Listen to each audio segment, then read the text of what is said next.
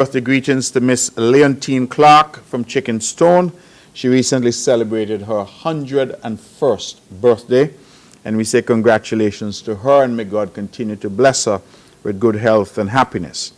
Belated birthday greetings also to a Nevisian born but living in England, Mr. Clarence Hendrickson. He recently turned 102 years old.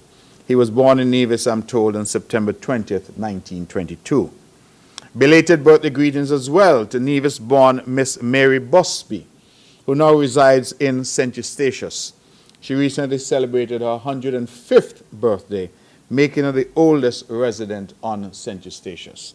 So, we have Miss Leontine Clark, who's 101, Mr. Clarence Hendrickson, who's 102, and Miss Mary Busby, who's 105, all with strong Nevisian genes and Nevisian blood coursing through their veins, and so I say congratulations to them. Let me also congratulate my dear friend, Dr. Judy Nisbet, my not classmate, but schoolmate, Dr. Jeffrey Liebert, and Dr. Lornette Mills. They were the awardees at the 19th Annual NEVDC Honors Banquet, held on September 14th under the theme Doctors, Caring and Healing the Nation. Congratulations to them. While I continue in the vein of offering congratulations, I would want to extend heartiest congratulations to the Nevisians who were this year awarded in the National Honors Awards. We have the Companion of the Star of Merit, CSM, in the field of education, Elsie Liebert Brandy. I believe those of us who went to school and were taught by her know as Marjorie Liebert Brandy. When I saw Elsie, I wondered who that was. But Elsie Liebert Brandy in the field of education, Hansel Manners in banking and community development, and Perletta Lance from the great village of Hanley's Road for legal and judicial services. And so we congratulate those awardees. The list of awardees for Independence 41, as we know each year the Nevis Island Administration does some local awards. And let me also congratulate them, Mrs. Leonora Brown, who now lives in Prospect in the field of agriculture, Miss Barbara Hendrickson in the field of education, Mrs. Evelina Claxton in the field of education, Mr. John Abbott in the field of entertainment, Mr. Vincent Plug-Eye Perkins in the field of entrepreneurship, Mrs. Joya Walters, Nurse Joya Walters in the field of health, Miss Cheryl Wilkinson in the field of hospitality, Miss Veronica Pamela Brooks from Brownhill and Cox in hospitality and community service, Miss Dolores Boddy, they say she's a dancing lady, from small business, Mr. Wendell Micey Wallace for sport, and Mr. Curvis Scarborough, also my schoolmate, not classmate, classmate of the PS, I believe, in tourism. And so we recognize and congratulate all of them.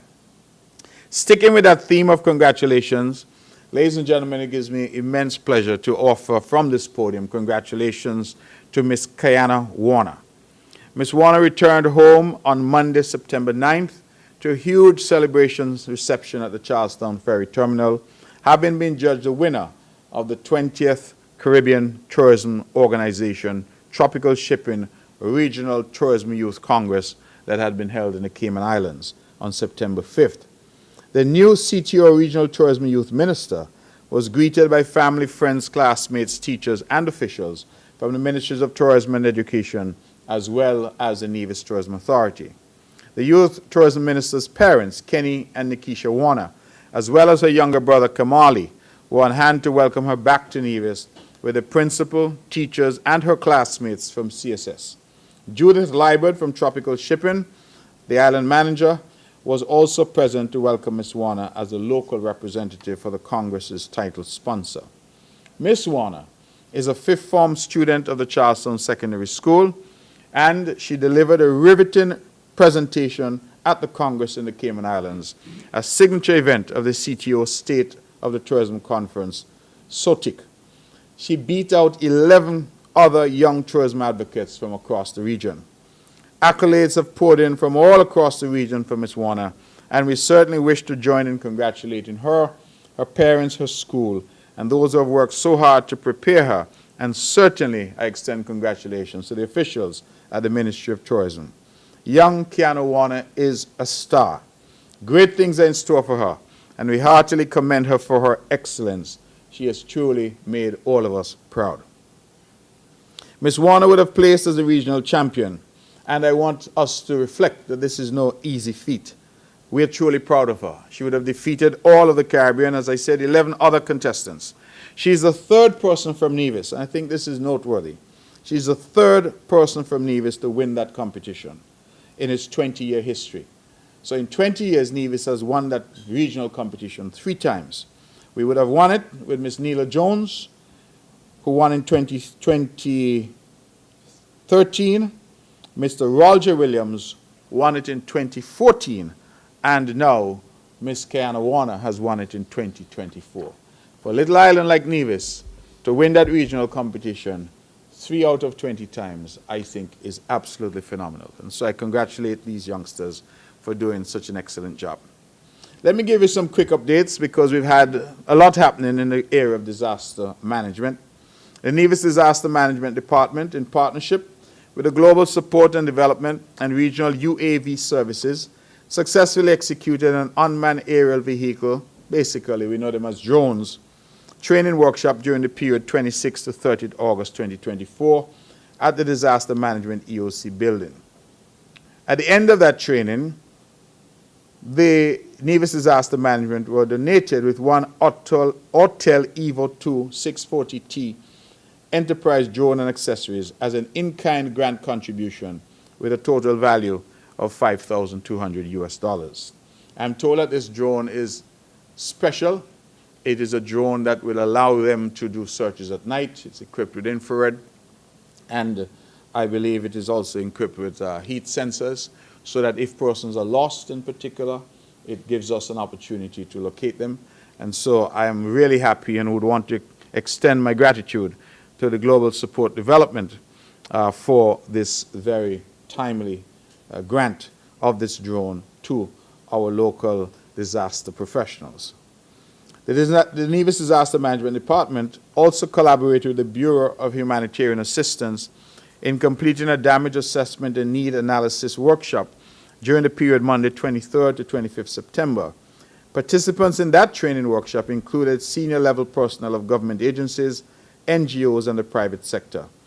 The aim is to assist management teams of each department and agency with the knowledge and skills required to complete damage assessments and needs analyses reports following an emergency or impact from any hazard. There were 38 participants.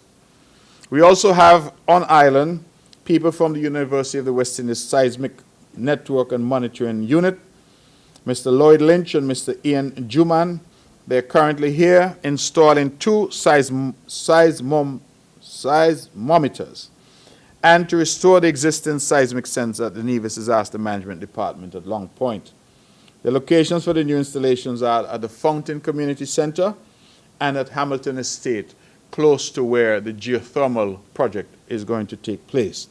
A network of sensors is required to adequately monitor micro-earthquakes. And we thank UWI and the Seismic Center for their continued collaboration. The Nevis Disaster Management Department will join the rest of the world to commemorate the International Day for Disaster Risk Reduction on the 13th of October. This year's theme, Empowering the Next Generation for a Resilient Future, will focus on the role of education in protecting and empowering our youths for a resilient future. We anticipate a number of activities for that commemoration on the 13th of October. Let me switch quickly to sports. I think the whole island, indeed the whole federation, was intrigued and fascinated by the idea of men's netball. We grew up knowing women playing netball, but apparently now it has crossed over and we now have men playing netball. While I did not get to attend any of the matches myself, I'm told that they were very well attended and the play and the audience were quite enthusiastic. The America's Netball Men's Championship would have been held here in the Federation of St. Kitts and Nevis, where we would have played host to 3 match days, including the final day and closing ceremony on Nevis. A total of 11 matches were played at the netball complex here in Nevis. We were able to host these international matches because of our significant investment in upgrades at that facility. It was a pleasure partnering with the local organizing committee in executing this championship. The Netball America's leadership has indicated that Nevis is well positioned to host more international games in the future. I want to pause there because, of course, this government has spent quite significant sums in upgrading and investing in our sporting facilities. We understand sometimes the cry, and truthfully, no matter how much we invest, there's always some other sporting discipline that is demanding that we also invest in them, and we recognize that. But the fact that we were able to host this international competition at our netball complex really was only possible because of our investment in upgrading those facilities. We have been systematically upgrading the sporting facilities all around the island, the Mondo track being our most significant single investment. The Department of Sports and Education will be launching the Nevis Rising Stars Netball Academy on September 28th. The Academy has been introduced as part of the overall plan of reviving and developing netball here in Nevis. It is an important component of the Department of Sports' strategic plan for netball, with the target group being primary school girls. And in fact, in the cabinet, one cabinet member inquired, in light of the recent men's championship, should it also be extended to boys? And I'm told that that will be considered. The Academy currently has 87 girls enrolled. 87 primary school girls will be enrolled. The Department of Sports drag racing unit will be hosting our Independence Drag Race meet this coming weekend, September 28th to 29th, at the St. James Raceway. This edition of the meet will see participating vehicles from the United States Virgin Islands, Antigua, St. Martin, and St. Kitts and Nevis, all of whom will be battling for supremacy. We, of course, encourage the general public to come out. Saturday would normally be the tune-up day, preliminaries, and the Sunday would be race day. And so we expect to see bumper crowds at the St. James Raceway. The Department of Youth's 2024 Youth Impact Award is scheduled to take place this evening at the Malcolm Guichard Park. I take this opportunity to congratulate the recipients of this year's awards. They would have demonstrated exceptionalism and excellence in the fields that they were nominated in and now being awarded for. Congratulations to Jazzy Connor, Patriotism; Utah Taylor, Education and Lifelong Learning; Dijon Liebert, Volunteerism; Therese Daniel, Volunteerism; Davincia Bartlett, Entrepreneurship; Brighton Nisbet, Youth in Technology; Adrian Williams, Sports Excellence; Sienna Leader, Youth Development; and Joseph Williams, Youth in Arts. We encourage you, young people, to keep making positive contributions to the development of this island and the development of the Federation. Let me turn to the issue of school repairs and upgrades. Several schools were repaired and upgraded in time for the reopening of schools for this school year. The Charleston Secondary School, Nevis Sixth Form, work was done there, including repairs to the parapet wall at the Sixth Form, repairs to the roof at the Sixth Form, painting and tiling of bathrooms, repairs to the administrative offices, the gates, and the entrance to the Sixth Form. The St. James Primary School. Major repairs were conducted at the St. James Primary School, with most of the work being done on the hall. This follows major repairs to the roof on the infant block in 2023, on the school's kitchen between the end of 2023 and 2024, and repairs to the bathrooms during the Easter of 2024. The work on the hall is now complete, with the exception of the installation of the partitions in the hall. I want to take a moment just on the St. James Primary School, because I've seen a lot of mischief being made and efforts at mischief being made in relation to that school. I want the Nevisian public to understand that the St. James Primary School is the smallest school in Nevis and potentially the smallest school in the entire Federation of St. Kitts and Nevis. There have been points when that school has had no more than 26 students in the entire school. I want us to recognize that for that small number of students, we have to maintain an entire staff, principal, deputy principal, coach, kitchen, meals, and all that is required in relation to our other schools. And so when I hear the hubbub sometimes that is made about not enough being spent, I think that we need to appreciate the numbers. We need to appreciate that all the schools in Nevis require upgrades from time to time because of the wear and tear and the user. And in fact, sometimes because of vandalism that is experienced across the school system. And so I'm asking the people of St. James to be patient with us. To be patient with us, understanding that the level of investment that has been made thus far at the St. James Primary far outweighs the number of students. If you were to calculate it on the basis of per capita, how many students for the hundreds of thousands of dollars that has been spent, you realize that the investment in St. James's Primary has been significant. As I've indicated, and let me repeat, we have just finished extensive repairs on the hall. The only thing we're waiting for now is some partitions. But we did extensive repairs on the infant block in 2023. On the school's kitchen, they have a brand new kitchen with brand new appliances. That was done in 2024. And in Easter of 2024, we had the bathrooms also done. All this in a school with, currently I believe their role is less than 40 students. And so I'm saying that because I think sometimes when we hear a lot of the noise that is being made, we need to put things into perspective in terms of what is happening on the island and the demands on the public purse for investment to keep some of these institutions going, bearing in mind that the number of students that they serve is quite small. And so I want to put that out there. We have had numerous suggestions and recommendations made to us as a government that St. James Primary be amalgamated with the VOJN Primary, because that too is a very small school, so that we can get a much larger institution in the parish of St. James. Thus far, we have resisted those suggestions, but I wanted to put this in context for the people of Nevis so that they understand the amount of money that we have had to invest to keep the St. James Primary School afloat, keep it going. And I want to say to the head teacher there and her staff that they continue to have our support in relation to what needs to be done at that school. But the perspective, I think, is important, and the background is important.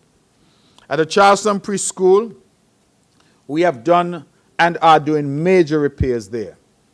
Those include the removal of the roof, the expansion of the restroom facilities, kitchen area, and the supervisor's office. The well-needed repairs will allow for improved operations at that center.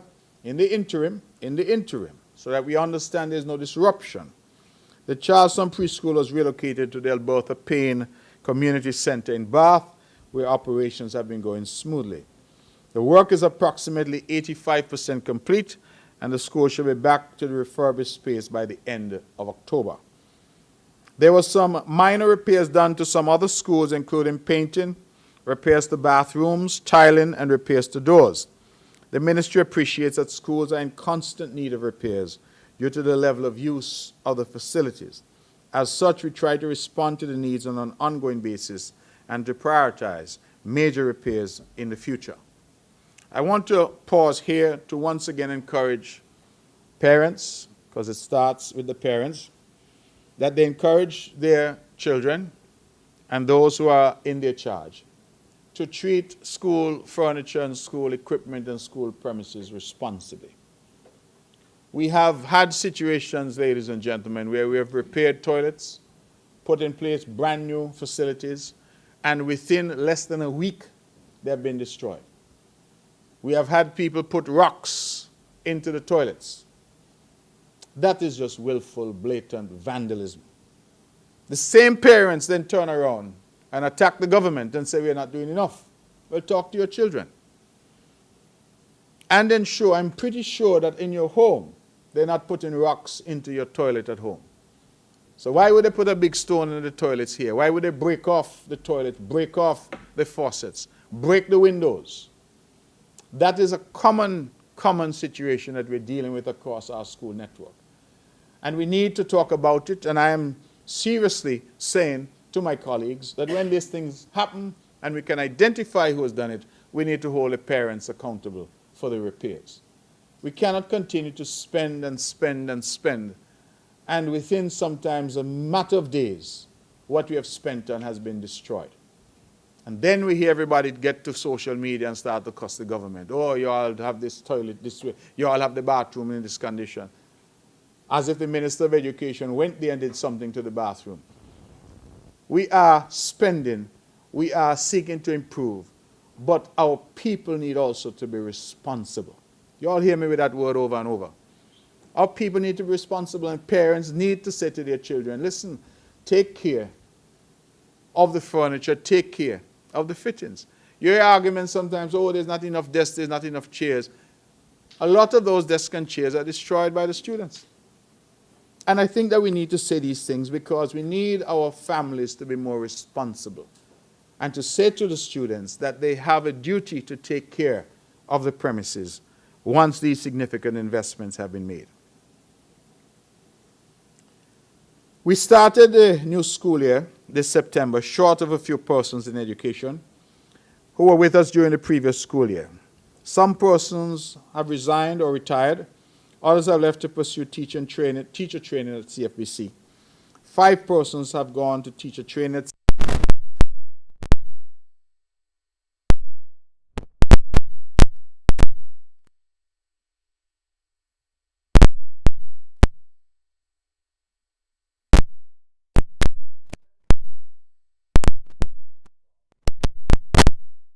We extend a profound thank you and appreciation to both of them for their sterling contribution to the development of education, and more specifically to our students here in Nevis. And we extend best wishes to them and to all others who have retired or moved on as they embark on their new journeys.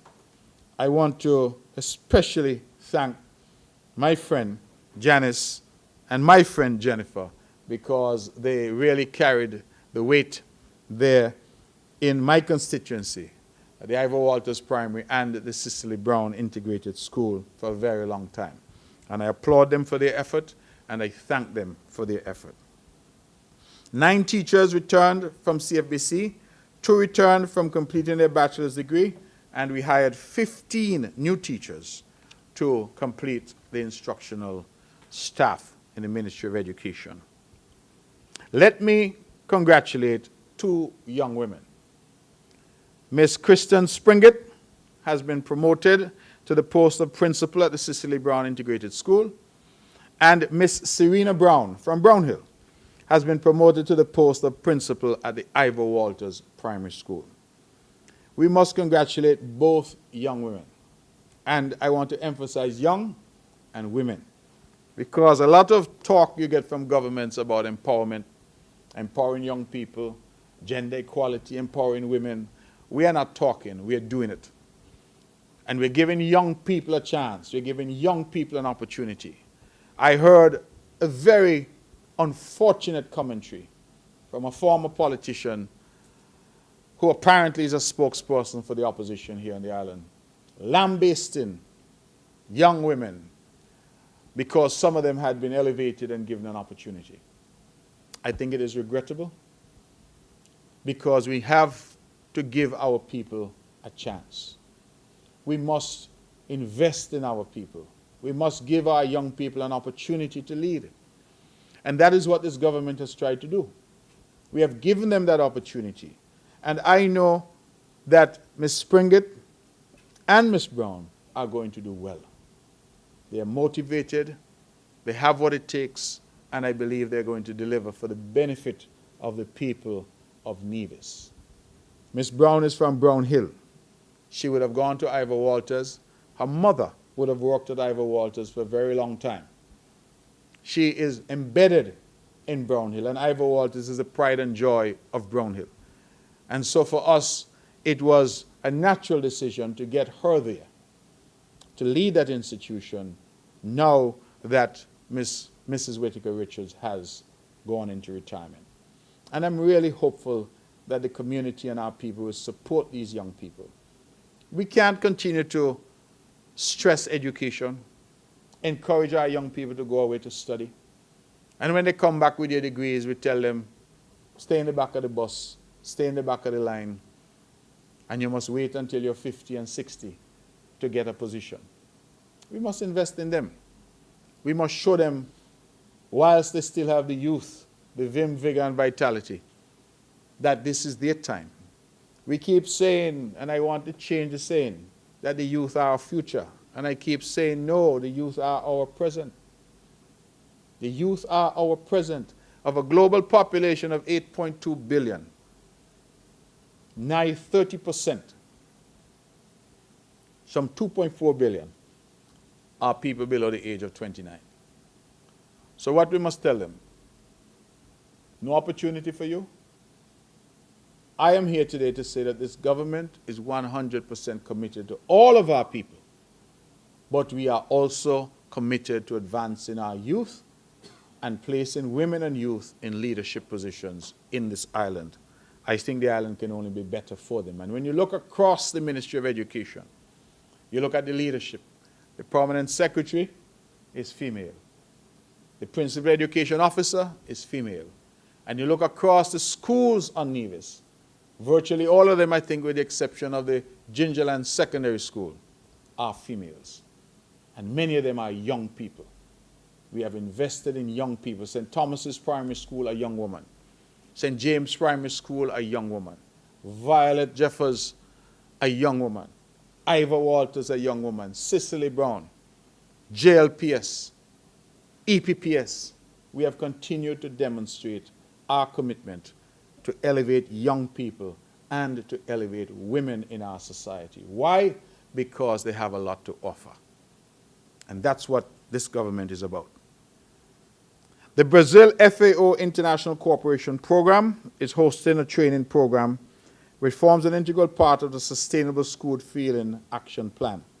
Representatives from each primary school are currently enrolled in a 4-week training, bringing together around 50 technicians, managers, and decision makers from school feeding programs in St. Kitts and Nevis.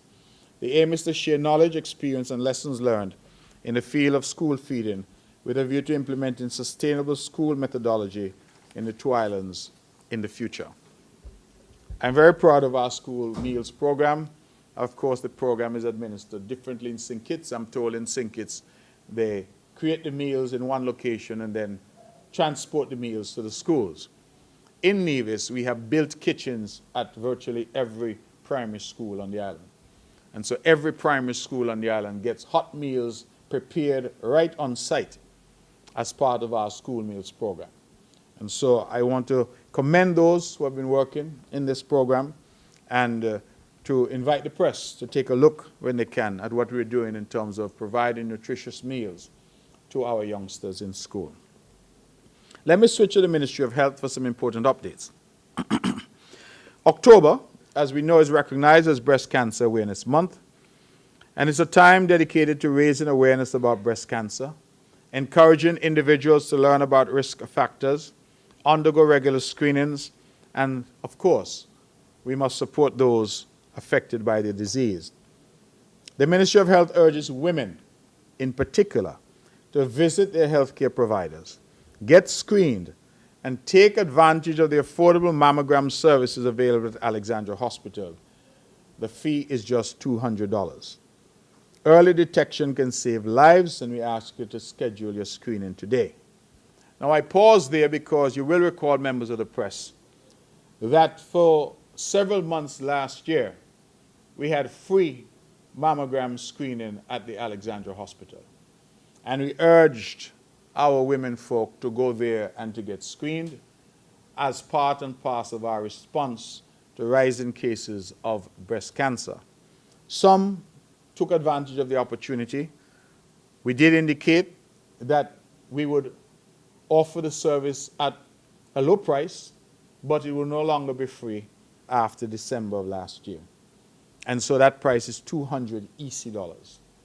I want our women in particular to consider that to spend $200 EC to determine your status and to ensure that you are free of breast cancer, and if you have any indications of breast cancer, to be able to deal with it effectively and early. Early screening saves lives, and as we know, once we get hold of some of these diseases early, we can prevent deaths. And so I urge our women folk to take advantage. Of course, men can also get breast cancer. And so I urge our men folk as well to go and ensure that they're getting regular checkups. A lot of our men, because I suppose in our culture we're supposed to be macho men, we don't go to the doctor until it's unbearable. By then, it sometimes is too late. A lot of men in Nevis like to say they have gas pain. The head hurting them is gas. The foot hurting them is gas. The knee bothering them is gas. Everything is gas. I think that we need to take our health seriously.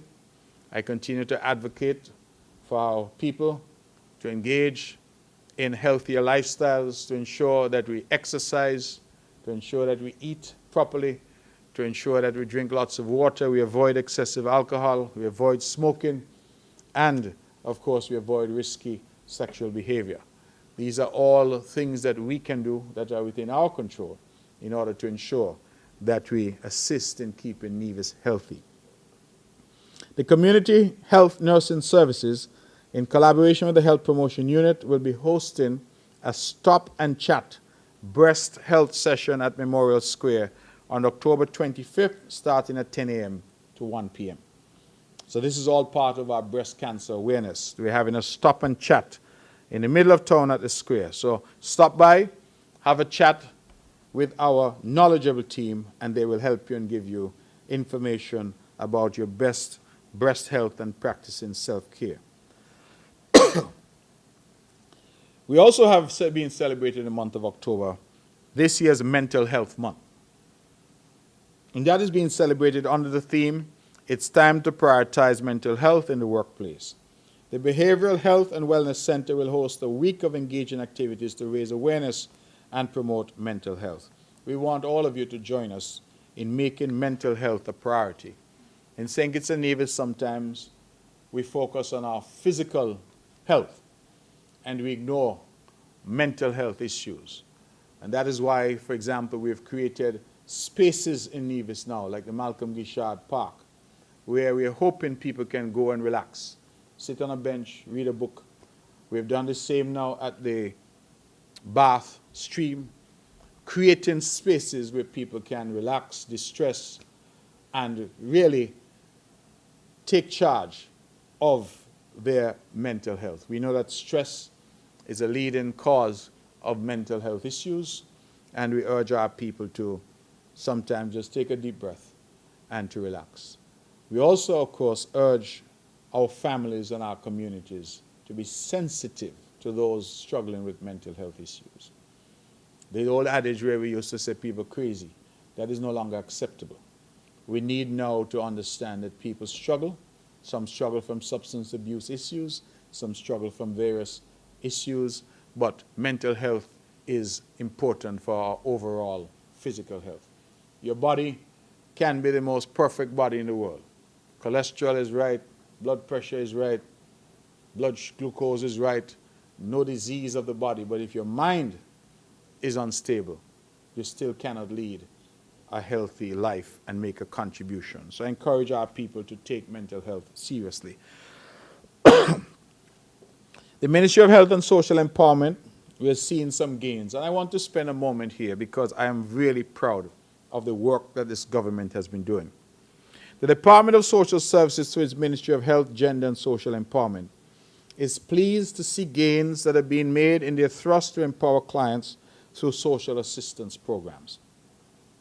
One component of their RISE, Conditional Cash Transfer Program, you hear what I say? Conditional Cash Transfer Program, is assisting clients in their educational goals as a means of bettering themselves. The program in 2023 set a goal of helping our clients, predominantly female, who are heads of households, to work towards achieving a minimum of 5 CXC subjects. Through program assistance, the current batch of RISE clients should complete at least 2 to 3 subjects while on the program. The recently released 2024 CSEC results show that 10 of the 12 clients who sat CXC subjects were successful. A total of 25 CSEC general level, not basic, general level subjects have been attempted by clients on this program, and we had 18 passes. The RISE program also offers skill training, classes in money management, job search assistance, reading classes for children, among a wide array of other services for parents and children.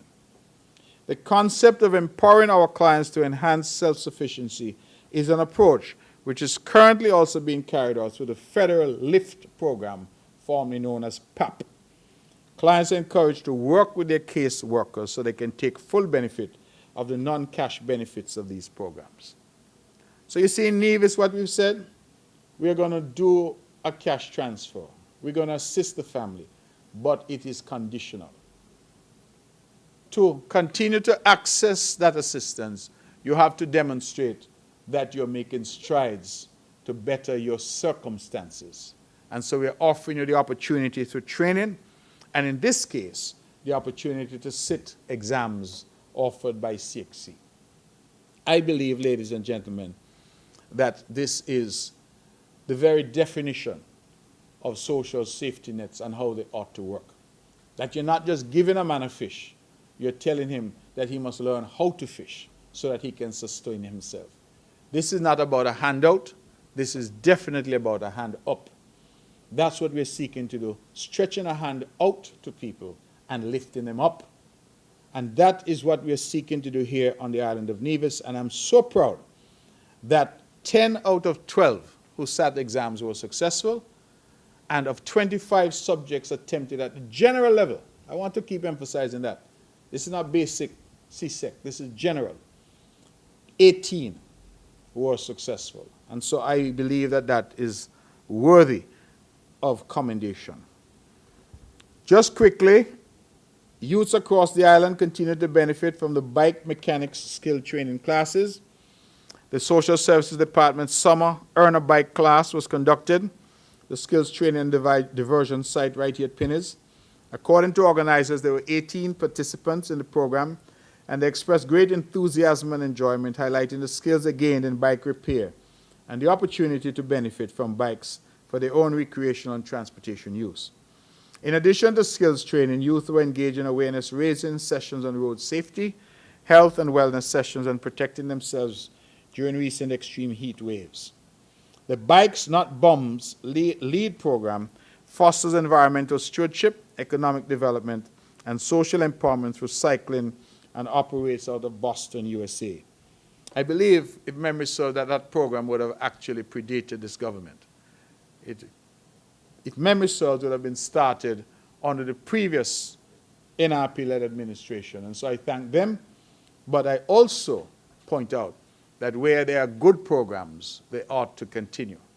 And they ought to be, we ought to ensure that good programs continue. And the Bike Not Bombs program would have been invested in by us and continued to the point where in 2024, 18 youngsters are benefiting from it. We want to thank the police, disaster management, and the health officials who collaborated. We also had a job attachment for at-risk youth. Members of the press, I hope you're understanding where I'm going, because I'm pointing out the various things that we're doing.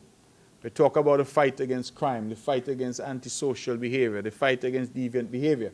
All of these are efforts that are being made at the local level here in Nevis. Job attachment for at-risk youth was held during the summer vacation, July 22nd and ending August 23rd. 9 children participated in job preparedness program, doing work internships at TDC Public Works, Craft House, LEFCO, Library Services, and the Government Craft House. 6 boys and 3 girls would have participated. This effort also benefits children of heads of households on social assistance programs and is held around the time of the main job attachment program hosted by the Department of Youth. So I want you to understand, members of the press, that we have a job attachment program that's done by the Department of Youth. This program is different. This program is done for youth that are identified as being at risk. So we have carved out a special program for those, and this year 9 youth benefited from that. Home ownership. All of us want to own a home. And all of us would like, at some point, to, as we say, turn our own key. But what we have realized is that not all of us understand the dynamics or are ready And so the ministry has been hosting what they refer to as a home ownership seminars. This one will be held on September 26th and October 3rd. September 26th, that's today, and October 3rd. What these sessions try to do is provide a holistic educational experience on this topic of home ownership. Among topics to be explored are money management, homeowner insurance, how you obtain a mortgage, home management and maintenance, and owning your own home from start to finish, done by the Nevis Housing and Land Development Corporation. In addition to the NHLDC, organizers have solicited experienced personnel from our local banks, insurance companies, etc., to share with the participants. So if you are interested in owning a home, or even if you already own a home, I suggest that you go and you participate. I had a conversation recently with a mature individual who said to me that they owned a home and they've been paying a mortgage for quite some time, but up to now they don't understand how the interest thing works, they don't understand how the mortgage thing works, they don't have any idea. We don't understand sometimes what it means to have equity that you've developed in your home. Can you borrow against that? If you've been paying for your home, your mortgage is 25 years, you've been paying for 15, your child who was 5 is now 20 and going off to university, can you go and refinance in order to get some money to ensure that you cover your child? These are all very important tools, very important information that our people should have. It is all part and parcel of financial literacy, and I'll get to that a bit later as well. The Department of Community Development, as part of the celebrations for the 41st anniversary of independence, the Department of Community Development held its second annual Unsung Hero Award ceremony on September 12th. And this was the brainchild of the people there at the Department of Community Development that is being ably led by the Honorable Janelle Nisbet. And that was designed to recognize people who would not normally be recognized, people who, as they say, are unsung. There are many people in our community who go out every day and contribute, but are not recognized for a variety of reasons. Maybe the job they're doing we don't think is important. But the Unsung Heroes Award is designed to recognize them. And so 5 well-deserving community members were recognized. In St. Paul's Parish, Mr. Michael Mills of Government Road, everybody knows Mikey Mills. He's involved in the music industry for a long time. In St. Thomas's Parish, Mrs. Jessica Scarborough of Cotton Ground, everybody knows Nurse Jessica. I call her the Queen because she's married to King this and that. The unsung hero of St. George's Parish, Mr. Roger Fifield of Zion's Village, everybody knows Roger. He's always contributing, quite a poet, songwriter, always involved in drama, not the bad kind. Drama is in terms of what happens at NEPAC, on the stage drama I'm talking about. Very, very good guy and involved in everything to do with Zion. Unsung hero of St. James Parish, Mrs. Cordelia Brown of Butler's Village, widely known as a remarkable individual. She was a founding member of the Butlers Community Club. And the unsung hero of St. John's is none other than Mrs. Shakima Parry France, a devout Christian, ministry leader, Adventure Club member, and Adventures Club Island coordinator for Nevis. But what I know Shakima best for, and I don't even know why I'm saying Shakima, because everybody knows her as Wanda. But what we know Wanda best for is basketball. She's always involved with basketball, and she arranges each year the Malcolm Gishard basketball tournament that I have been proud to sponsor for the last 15 or so years. So thank you very much to the good people at Community Development. Ladies and gentlemen, just a few other small updates before I hand over to you for your questions. I wanted to update you on the drilling for water that has been happening here on the island of Nevis. Drilling had to be halted as Dr. Roland Skip Hogue, the hydrology expert, he had to travel back to the United States. As of Wednesday, September 18th, a depth of 320 feet had been drilled at the Madden's drill site. As indicated in previous reports, the project was initially saddled with several mechanical issues. The major mechanical issues have been resolved, but there were some technical issues that also developed and that we are trying to deal with. The major of these issues being the thick zone of unconsolidated material that has been encountered causing the wells to cave in. So that has created a problem as we drill. The well has caved in. Because of this zone, the amount of casing installed has more than doubled. And at 320 feet, it is too difficult to install additional casing without reducing the size of the casing. So what we're doing now is pouring concrete down the borehole to stabilize the areas that are caving in. The process is a tedious process because the concrete then needs up to 36 hours to cure.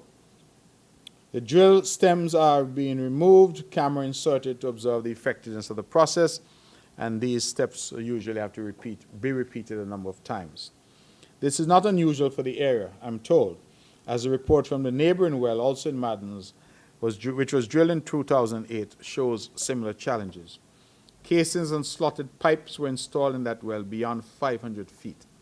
Meanwhile, 3 other sites, namely Maddens, again, Braziers, and Descents, those sites are being prepared now for drilling to commence there shortly. The drillers will recommence drilling on October 2nd or 3rd, when we expect to hit bedrock at the Maddens well, and thereafter we expect to go down to about 500 feet. So that process is ongoing.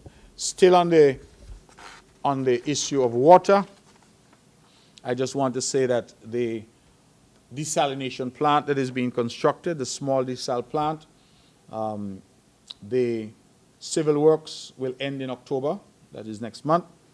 We will have everything installed. The equipment is already here, but the experts are coming in to hook up everything, and that should be done in November, and we should be commissioning that desalination plant before the end of this year. And so we say thank you again to the government of the United Arab Emirates for that gift, one to Nevis and one to St. Kitts. I've been asked to inform the general public that the Nevis leg of the national consultations on crime will be held at the Malcolm Guichard Recreational Park on Friday the 4th of October from 9 p.m. So that's next Friday at 9 a.m., 9 a.m. We'll have the consultation on crime. That is an ongoing national initiative launched by the Honorable Prime Minister and Minister of National Security. We're inviting the entire Nevisian public to come out and share their views. So that's next Friday, the 4th of October at 9 a.m. at the Malcolm Guichard Park. Now, I mentioned earlier about the efforts at educating our people in relation to their financing, asking our people to be more responsible. It has been a topic that I have engaged on more than once, because I feel that some of our people behave irresponsibly with the money that they have available to them. And having spent their money on their wants, they are then prone to attack people for saying that their needs are not being satisfied. I think that if you are out there and you prefer to spend your money on hair, nails, shoes, at the rum shop, or at the houses of ill repute, rather than buying food and paying your child support, then you are the problem, not the country and not the government. And I think that it is time that we have an honest and frank conversation with our people, that we cannot continue to squander whatever little we have and then blame someone else and say things hard and things bad. Because a lot of people who are claiming things hard and things bad, when you say to them, well, let us look at how you deal with your finances, you realize that those people are choosing to spend on their wants and ignoring their needs. And so financial literacy, allowing our people to understand the dynamics of how money works and how they can build wealth and transfer wealth from one generation to the next. All of these are important. The government cannot completely exonerate itself. And I'm the leader of government in Nevis, because there have been some government policies and actions which, in my humble opinion, have actually exacerbated the problem. And I'll give you an example. Some years ago, somewhere around 2007, 2008, the then government in Nevis, the NRP, built an entire housing development called Cherry Gardens. It is a beautiful housing development. It is the largest single housing development that we had seen up to that time. the model that they used was to build the houses by the NHLDC and then allocate the houses to people after they were built. And those people were then asked to pay monthly to the corporation, some instances being asked to pay over 25 or 30 years, $600, $800, $1,000 a month. Many of our people rushed into those houses, and many of them started to boast, I now have a home. Well, they did have a home in the sense that they lived there, but they had no title to that property. The titles to all of those properties in Cherry Gardens remained with the Nevis Housing and Land Development Corporation.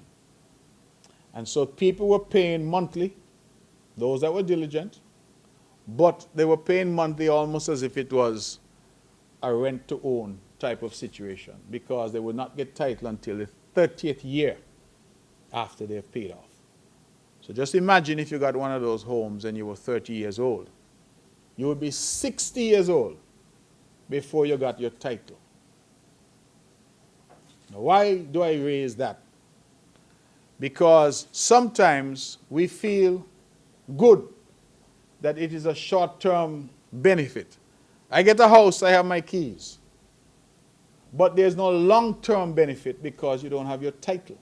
It means, therefore, that you're not getting the benefit of any equity. You can't go and say, let me borrow against this property. You can't even, in some cases, insure the property because the insurance company is going to ask you, where's your title for the property? And so when we got into government in 2013, we set about trying to rectify that. And we are continuing to do so because some of that has still persisted to this day. So we are continuing to try to rectify that and to say to homeowners, let us find a way. So we are working with Social Security. We are working with NHLDC. We are working with the credit union. We are working with the various institutions to get people's title into their hands. Now, why is that important in the context of what I'm talking about in terms of financial resilience and financial education? Is that our people need to understand that if you're simply in a house, you may feel that you're benefiting because you're paying $600, $800 a month and you have access to the keys. But at the end of the day, if God forbid you were to die tomorrow, what is there for your children to inherit? The answer, nothing, because you don't own anything. You are simply an occupier, as in the case of somebody who's paying rent. And so we need to start to have these types of conversations with our people so that our people understand that when they go into home ownership, they acquire their title, and over time, they develop equity in their home. They have an asset that is theirs. They can leave it by will, they can sell it, they can mortgage it, and if something were to happen to them, their children have something that they can inherit. That's important as we talk about generational wealth. And we have a lot of people across St. Kitts and Nevis who are in that position. Because I'm told, and Mr. Bart, you're here, you might be able to correct me, that the model in St. Kitts is a Cherry Garden model. That is the NHS in St. Kitts. NHCS? NHC in St. Kitts builds the homes and then allocate the homes to people who then pay monthly. That requires a huge capital commitment from the corporation upfront, and then the hope that over time. And we know, let us be candid, that some people, once they're put in a house, they say, I support the party put me here and me not pay. So you also have a high degree of default in those situations. So for me, it is not a sustainable model. And it is one of the ways, in my humble opinion, where policy can work to keep people poor. And we must have policy that lifts people up. Not give them today a good feeling, but in reality over the long term, they have nothing. I remember a situation that broke my heart in Cherry Gardens, where a single mother was paying for one of those homes, monthly to the corporation, and tragically died. And the children were left with nothing. And it took the government's intervention to work something out with the children. to say, well, you can continue in the house and continue to pay. But there was no legal obligation on the part of the corporation. They could have just sold that house to somebody else or given somebody else the house. That has to change. And government must, as I said, be in a position to have the real conversations with our people as to how they can truly be empowered. Not just get a key. I remember the campaign very well. The NRP said, shake your key. And we said, shake your title. Because at the end of the day, the key don't mean a thing. If you change the locks, the key is no good. But having your title is what matters in relation to property. And so it brings me to my constant cry that our people need to be more responsible in terms of their finances. Now, I don't want to be misconstrued. I don't want anybody to say that I am insensitive to the plight of people who are genuinely struggling, because we do have people who are genuinely struggling. But I also feel that some of our people can do better. We have a habit now, it seems, that if our pay is $3,000 a month, we find a way to spend $4,000 or $5,000. If our pay is $5,000 a month, we find a way to spend $7,000. And that every penny that some people make is already assigned. And so you're on the margins. And if you lose your job or you get sick, you immediately drop off the cliff and fall into poverty because you're not making any provisions for that rainy day. The Bible tells us about the times of plenty. Was it in Egypt where they had the 7 years of plenty and the 7 years of famine? And what was the Bible admonition? Store up your grain, so when the famine comes, you have an opportunity. Too many of our people do not have a plan. They're not working towards a plan. They go to work every day. And whatever money they make, they spend. And people say to me sometimes, oh, cost of living is high, so we can't save. And I said, I know where I come from. A place called Scarborough and a place called Hanley's Road.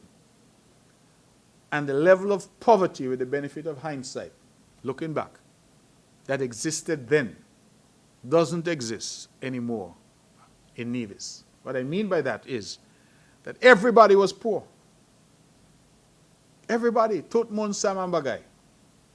Everybody went to school barefoot. Everybody had the same struggles. Not getting 3 square meals a day. All of us were in that position. And still somehow, with no employment, there was no 4 seasons, there was no payday for many people. Still somehow, that old granny and that old great aunt find some way to save a little something. And I believe people who are listening know exactly what I'm talking about. Whatever they got, they pinch a piece of it and they save something. Nowadays, people earning $5,000 a month and tell you they can't save a penny because things are hard. And things are hard in part because they have an account at Courts, they have an account at Hospital, they have an account at TDC, they're taking money from, what you call it, fast cash, right? They have a credit card, because you see the credit cards, you know, even that requires education. A lot of our people don't understand that a credit card is actually borrowing. That's what you're doing, you know. Every time you use your credit card, you borrow money.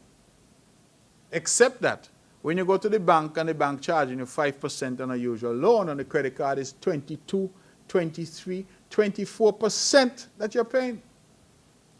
So some people are saying, oh, I could just make the minimum payment.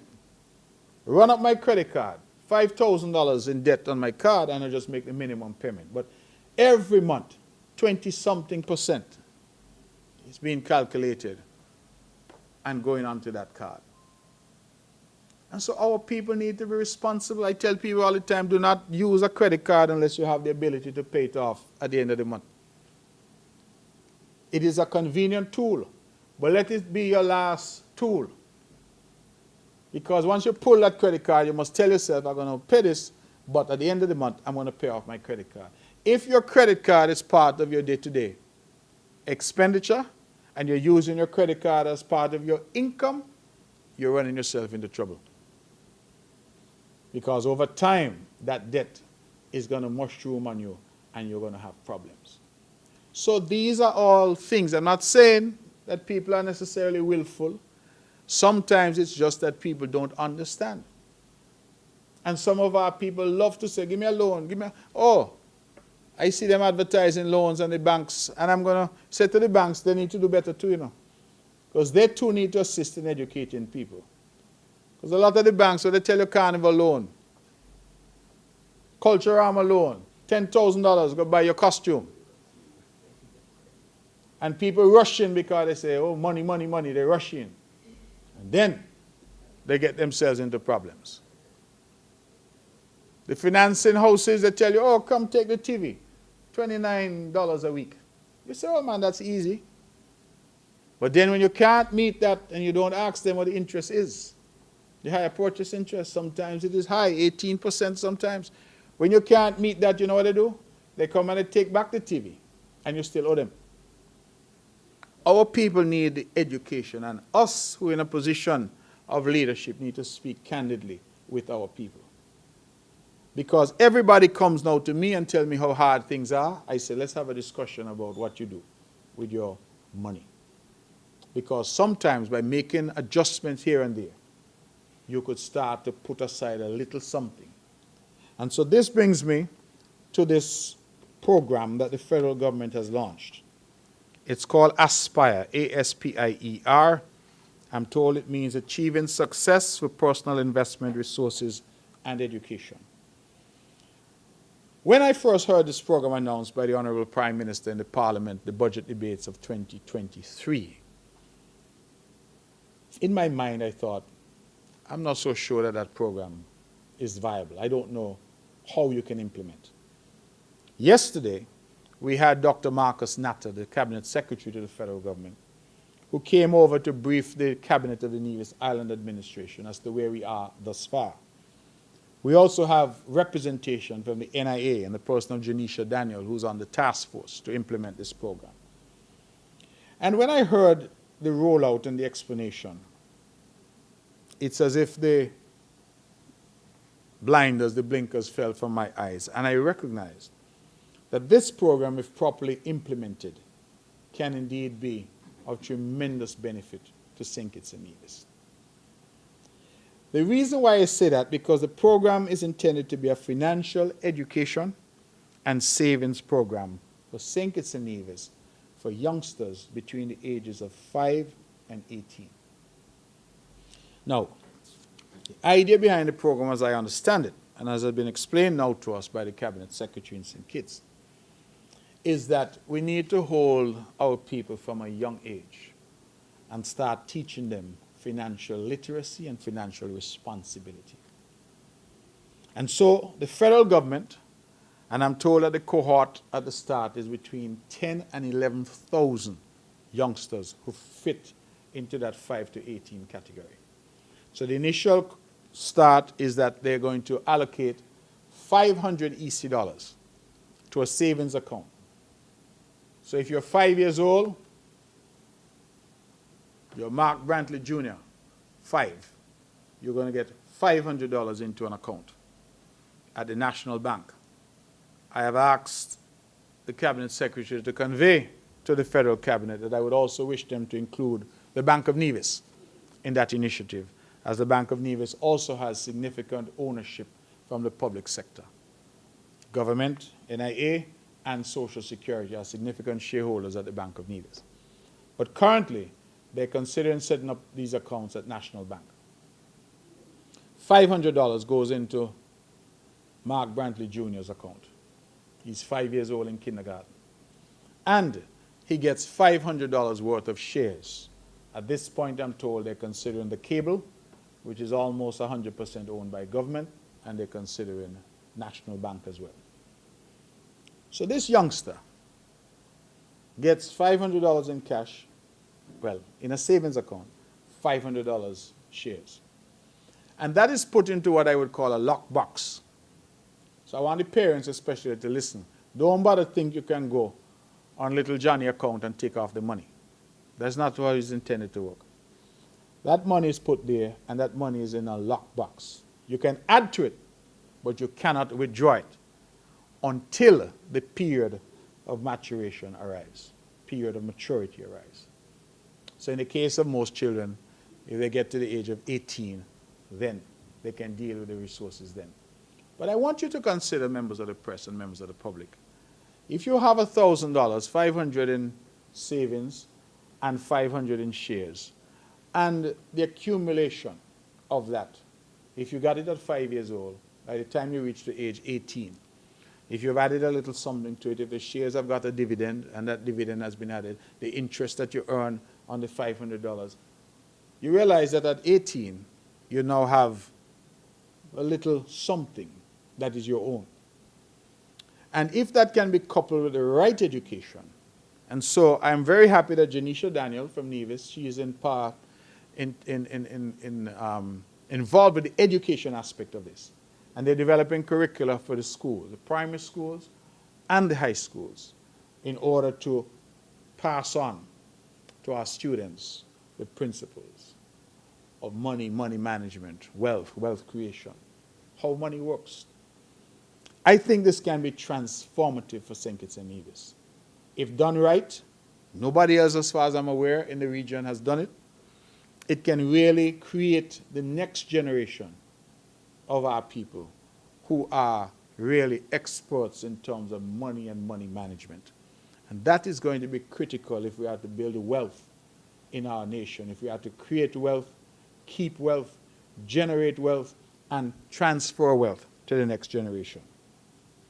So, let me just tell you what I'm told the rules are. Who is eligible?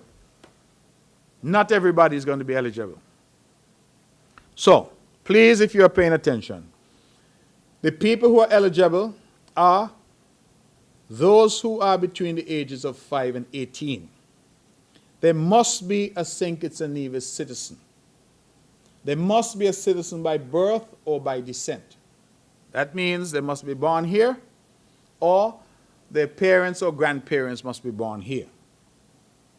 They must live here. So they must live in St. Kitts and Nevis.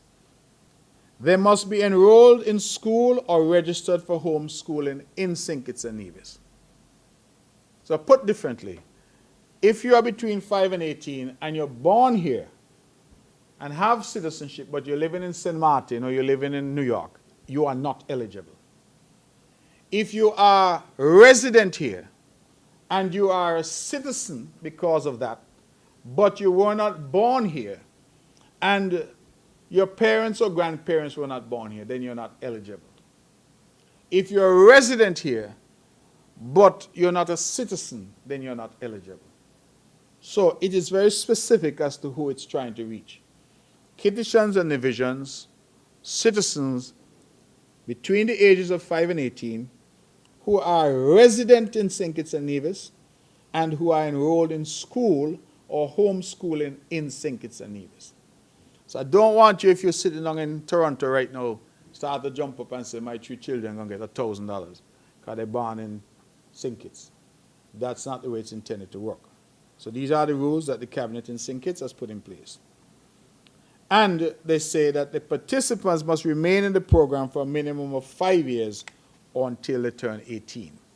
Indeed, the cabinet secretary shared with us yesterday that the Prime Minister has said that if you were 18 at the time when he made the announcement in December of 2023, and you have since turned 19, that you will also benefit from the program.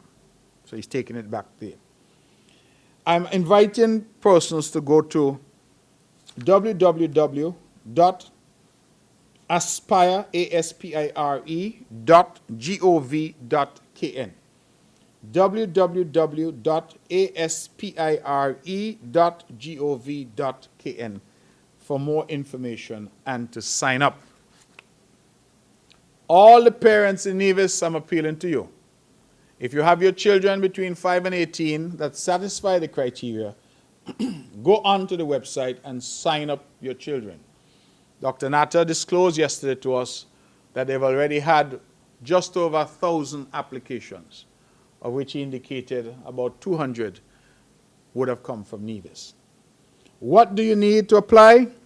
You need your birth certificate, or you need a valid certificate of citizenship. Your parent or guardian must have a valid photo ID, And that could be a social security card, a driver's license, passport. I would imagine that your voter ID would also work.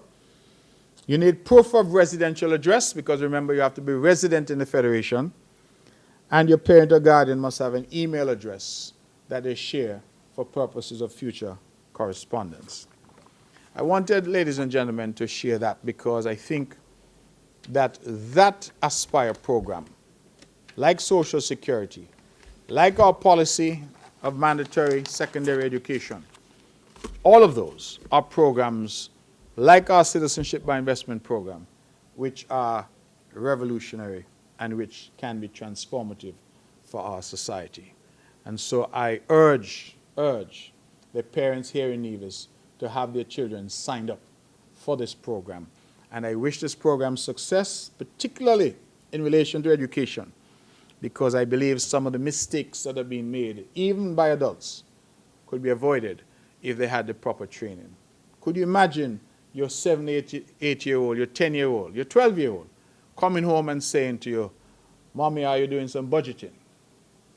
Are you sure that you're budgeting so that we can save a little something, we can invest a little something? Daddy, are you sure that you need to buy that car this year? Can't you delay it and do this instead?" Could you imagine that may come from your teenage child guiding you? And so one of the things we discussed yesterday was also that as part of the training, we would like to see the adults, the parents themselves, exposed to some training as well, so that they and their children together could have these types of meaningful discussions about wealth, wealth creation, and how we ensure that St. Kitts and Nevis becomes a more prosperous country. If you spend all your time, ladies and gentlemen, focused on consumption, you will forever be in a bad situation. Some consumption can be delayed or deferred until you're in the right space. I told a friend recently who got a 2-bedroom house, one person living in the house. I said, "Why you have to furnish all the rooms at once? Furnish the room that you're living in. And as you go, you add." "No, I want everything furnished one time." So they go and they incur debt at Hosford, debt at TDC, debt at courts, because they want everything one time. When month end comes, this got to go there, that got to go there, you have nothing left. Sometimes take your time. We have a tendency to watch people and watch what people have. We like to say, "Oh, he got a good car, so me want one too." There's nothing wrong with ambition. But sometimes ask yourself how he got that good car. How did she get that home? It did not happen overnight. Unless you win the lotto, the only way to success is through a plan and through hard work. And our people need to start to hear these truths, because somewhere along the line we lost our way.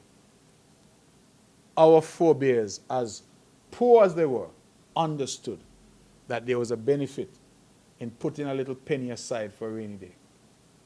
Our people today are not concerned about that. And as I say, if you live your life a particular way, all you need is a little hiccup, a bit of sickness, which is there for all of us, the loss of your job, or even a layoff, and you run yourself into big problems because you have not set out and structured your financing in a sensible way. So I definitely welcome that program. I believe that it is an excellent idea, and I hope that it will meet with success. I think it can be absolutely revolutionary for this country if we can inculcate in our children the principles of good money management and ensure that they understand and are literate in relation to financial matters. I now open the floor for any questions that you may have and invite your questions accordingly. Good morning, Mr. Premier. LK Hewlett, Department of Information. I'll choose my words very carefully here because I don't want the AG to send the police for me. With respect to the Federal Minister of Government that recently came under attack on social media, casting aspersions on her character, that prompted an impassioned philippic from the Attorney General against that kind of activity. Some are in agreement with his response. Others have described it as somewhat hypocritical, since most of the political parties politicians and party supporters over time have solicited and or knowingly fueled the malicious attacks on other politicians, journalists, and other individuals in our society. What is your take on that matter? Has the NIA started budget estimates meetings, and what is the government's focus for the 2025 budget? Has there been any progress on the fair share negotiations, and is there any concern that by the time an agreement is arrived at, there will be little or nothing to share? Thank you. Thank you, Ms. Hewlett. I know you to be a responsible woman and a responsible journalist, so I don't think you ought to have any fear from the Attorney General. The comments, as I understand them, and I regret now that I was not in the Parliament at the time to hear them for myself. I did go to Parliament that day, but I had a commitment in Nevis, and so I had to come back to Nevis prior to the AG speaking. I have since seen some clips of what the AG would have said, and it is not for me to defend the Honorable Attorney General. He's a learned man, and he ought to know what language he should employ in making the arguments that he seeks to make. What I will say, however, is that his language aside, and it was flamboyant, some may argue it was perhaps extreme, but the language aside, the principle that the Attorney General spoke to is one that I agree with. We have these devices called cell phones, and sometimes I feel that we need to have some classes to educate our people about them. We use these instruments, and many of us find creative ways to use them to make mischief. And so we now have all avenues available to us. Free. Facebook, Instagram, Twitter, or X as they're now called, TikTok, and WhatsApp, all kinds of media available to us. And I confess, as somebody in public life myself, Ms. Hewlett, I wake up some mornings and I ask myself, fellas that sit down and dream these things, I mean, how they come up with certain things that they say. Breaking news. That's the latest thing that catches the eye. You all are media professionals. You know, when you say breaking news, everybody wants to know, what is the breaking news? And it is absolute rubbish. I saw a breaking news story the other day that CXC results have not come back because no money has been paid to CXC. Nothing goes so. And there is no responsibility. There is no retraction and said, oh, I got it wrong. They just move on to the next lie. That's all that happens. So CXC now puts out a statement saying no money is owed to us. And you don't get any retraction. You just get them say, well, let's move on to the next story. The next breaking news. And our people are being lulled into a situation where they respond and react. So when you hear your child did not get CXC results because the government failed to pay, well, obviously you're going to get vexed. And you start to respond. The only problem is it's a lie. It is not true. And this is where I am saying, members of the media, that we have media, people who I think are responsible, and try to get out the story and all sides to the story. And then you have some who are masquerading as media, who are really propagandists, wolves attired as sheep, who are putting things out there for one reason only, is to create mischief. And the frequency of it happening is such that we get to a point where sometimes people don't know what is true and what is false. I had a call on my call-in show last night, and the caller said that he's concerned about CXC results. He said, I'm hearing a lot of things. I hear that the government didn't pay the money to CXC that they owe. And then CXC say the government doesn't owe them any money. I don't know who to believe. I don't know what to believe. So what does that tell me? It tells me that the breaking news done got he. He done imbibe the breaking news that money is owed to CXC. So up to when CXC puts out a formal statement to say no money is owed, he said he don't know. what to believe. That is where we are in the country. So we are using social media for the most malicious purposes. And I am here to say today that unless we check ourselves and unless our society starts to understand the destructive power of some of the things that we're doing, it's going to get worse. We have a situation, ladies and gentlemen of the press, where AI, artificial intelligence, is allowing all kinds of fake things to be made to appear real. I got a message on my phone just a few days ago, and the message purported to be none other than Donald Trump, former president of the United States. And I said, why Donald Trump? And he referred to me as Mark, you know. And he's looking forward to working with Nevis when he's elected. Only one thing, he wants a donation of some $300,000 to his campaign. Now, if I was so stupid to put my jacket on and say, why Donald Trump is in touch with me and $300,000 he wants, and let us help him, because when he gets into the White House, they will then send me now some account and they will rip me off. That is what social media is coming to. I, as you know, own a law firm, Daniel Brantley, and every day they get messages, emails that are intended to defraud the law firm, defraud clients. Every day they're having to deal with it. So we have our people out there who, many of them are getting into this thing. In Jamaica, you have this whole scamming. What do they call it? Chopper? Call them choppers?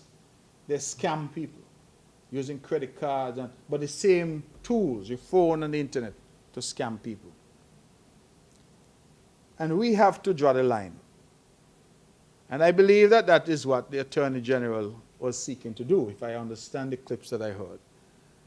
As I said, his language was perhaps flamboyant, but he was trying to draw the line.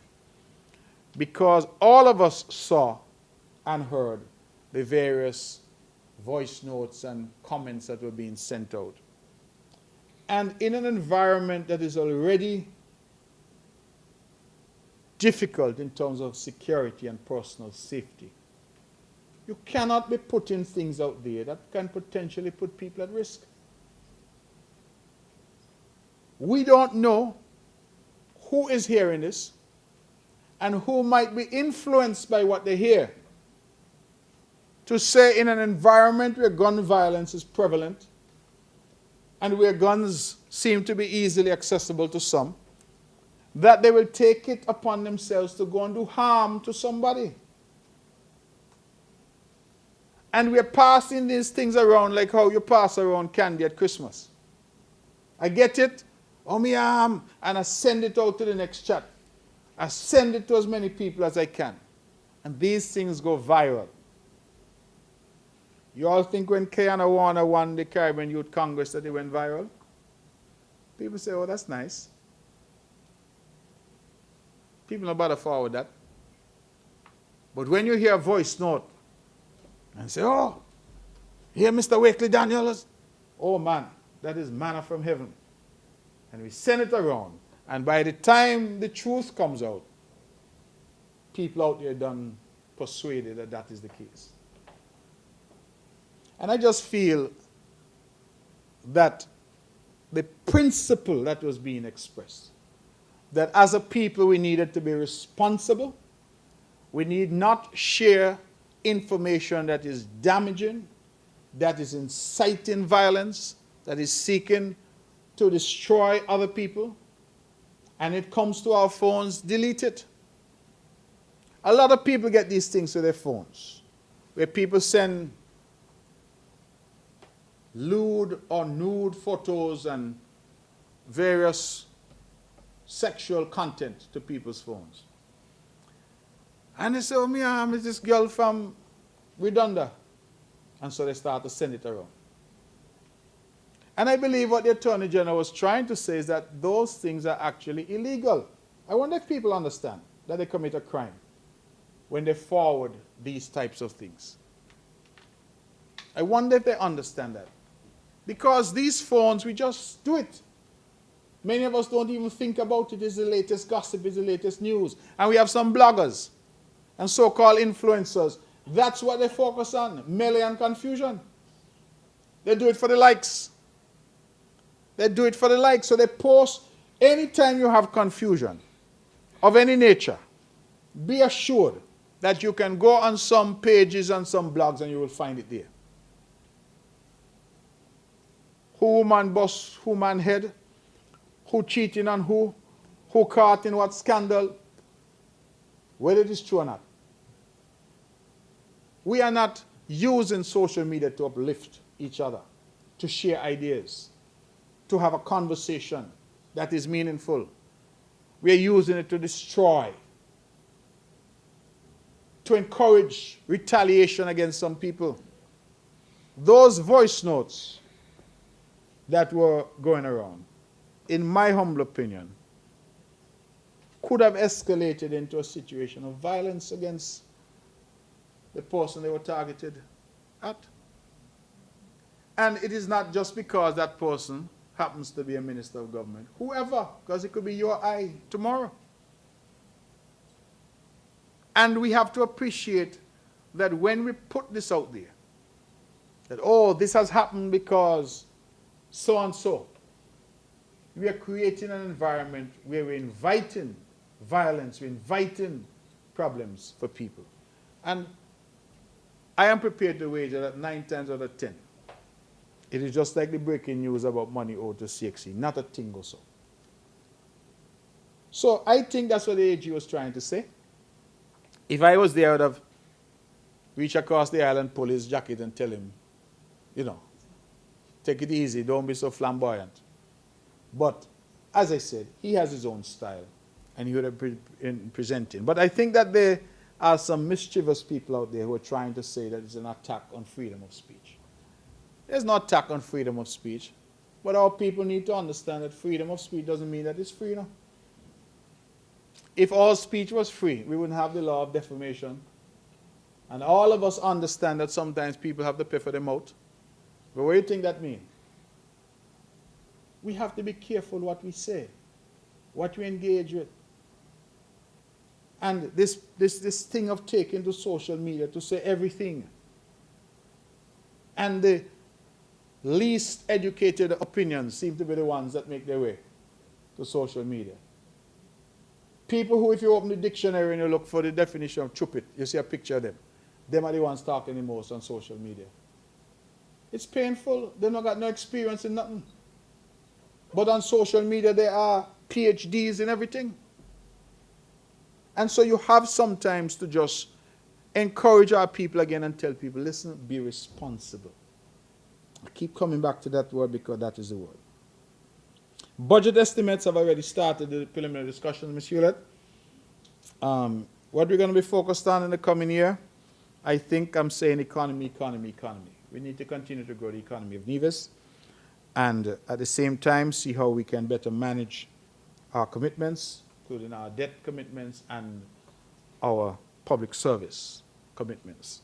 So we'll be looking at those, but that process has already started. I don't yet have a theme, but the good folks at Finance have already started that. Fair share negotiation, you say, if anything going to be left. I think that's an interesting question, and I believe that the question perhaps misconstrues what we mean in Nevis when we say fair share.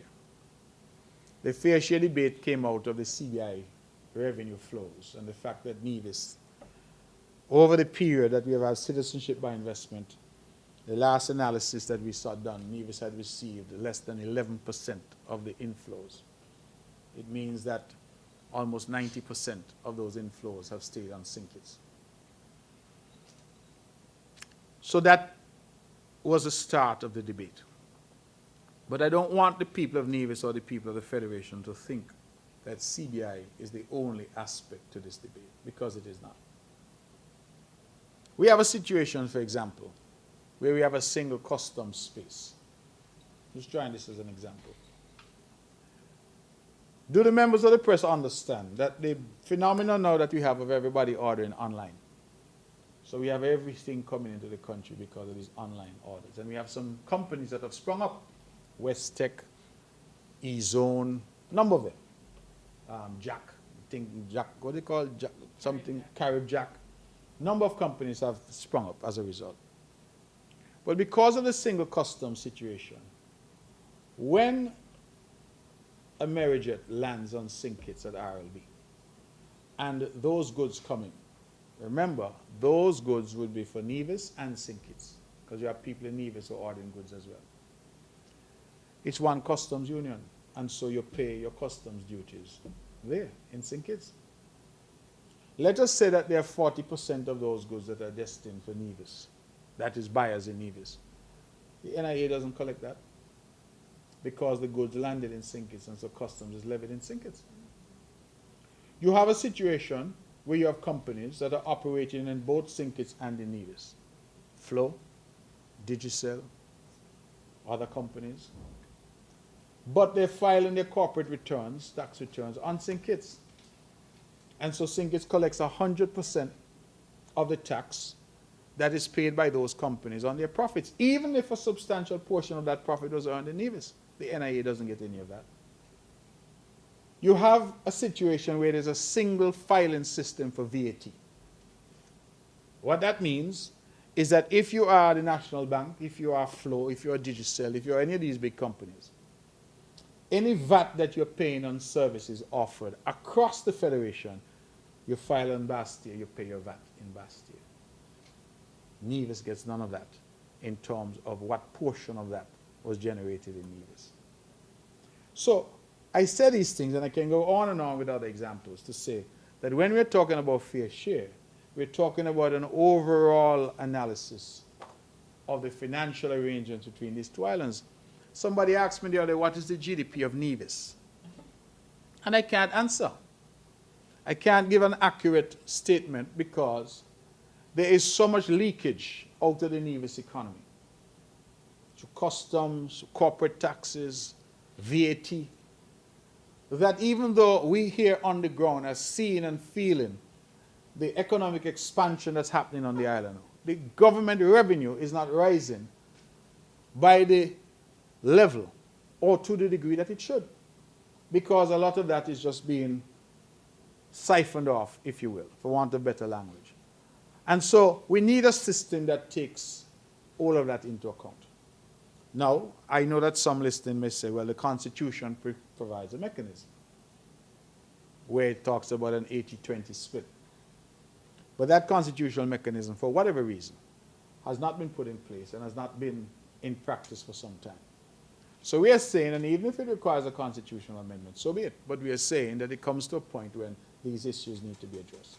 So, Ms. Hewlett, I don't want it to be said that it's just a CBI argument, because we understand that CBI has been on the decline and that the number of applications are less than. We continue to get what we have been getting, which is $5.5 million per month directly from CBI. But we are saying that there are a number of other fiscal matters that need to be addressed. Having said that, one of the reasons why I highlighted the Aspire program this morning and invited our parents to ensure that their children are part of that program, Ms. Hewlett, is because that is an example, in my view, of the fair share that Nevis has been advocating for. That program is a national program. It is being funded, as far as I gather, from the Citizenship by Investment program, and every child in Nevis that qualifies is entitled to be a part of that. And I want to give the credit to the Dr. Juliet administration, because when they rolled out programs, such as Aspire, they have ensured that Nevis, you hear what I said? The cabinet secretary from St. Kitts came to brief us yesterday. And information I read out to you was information that he provided to our cabinet just yesterday. So it is quite clear that the message is getting through, that all the people, ALL, all the people of St. Kitts and Nevis must be able to share in the fruits of this country. And the days when the people of Nevis were being told you must stay in the back of the bus and nothing for you, that those days we hope are over. So fair share, Ms. Hewlett, is about fair opportunity. It's about getting and ensuring that the people of Nevis can benefit from programs that are being funded through entities like the Citizenship by Investment. And it is to ensure that we get our fair share of what's due to us. Now, I want to be clear, because I always try to make the point to my Kittitian friends, that I am not asking for 1 penny of taxpayer money that is generated in St. Kitts. St. Kitts, if your economy is growing and your taxes as a consequence are growing, God bless you. May it continue. Mark Brantley in the NIA is not interested in a penny of that. What we're interested in is knowing that taxes that are generated from activity on the island of Nevis ought properly to come to the island of Nevis, because we have things to do in Nevis. We have debt to pay. We have teachers to pay. We have a hospital to finish. We have things to do in Nevis. And that is what we have been agitating about. The fair share issue then is a much wider issue for Nevis than simply citizenship by investment. That's important because that has led to a lot of revenue coming into the country, but it's not just that. We also need opportunity. We need to see when national bodies are set up that Nevisians can lend their expertise to those bodies. National Bank Board, Development Bank Board, national institutions, Social Security Board should have representation from Nevis. Our diplomatic corps should have diplomats from Nevis. These are the things that we have been saying.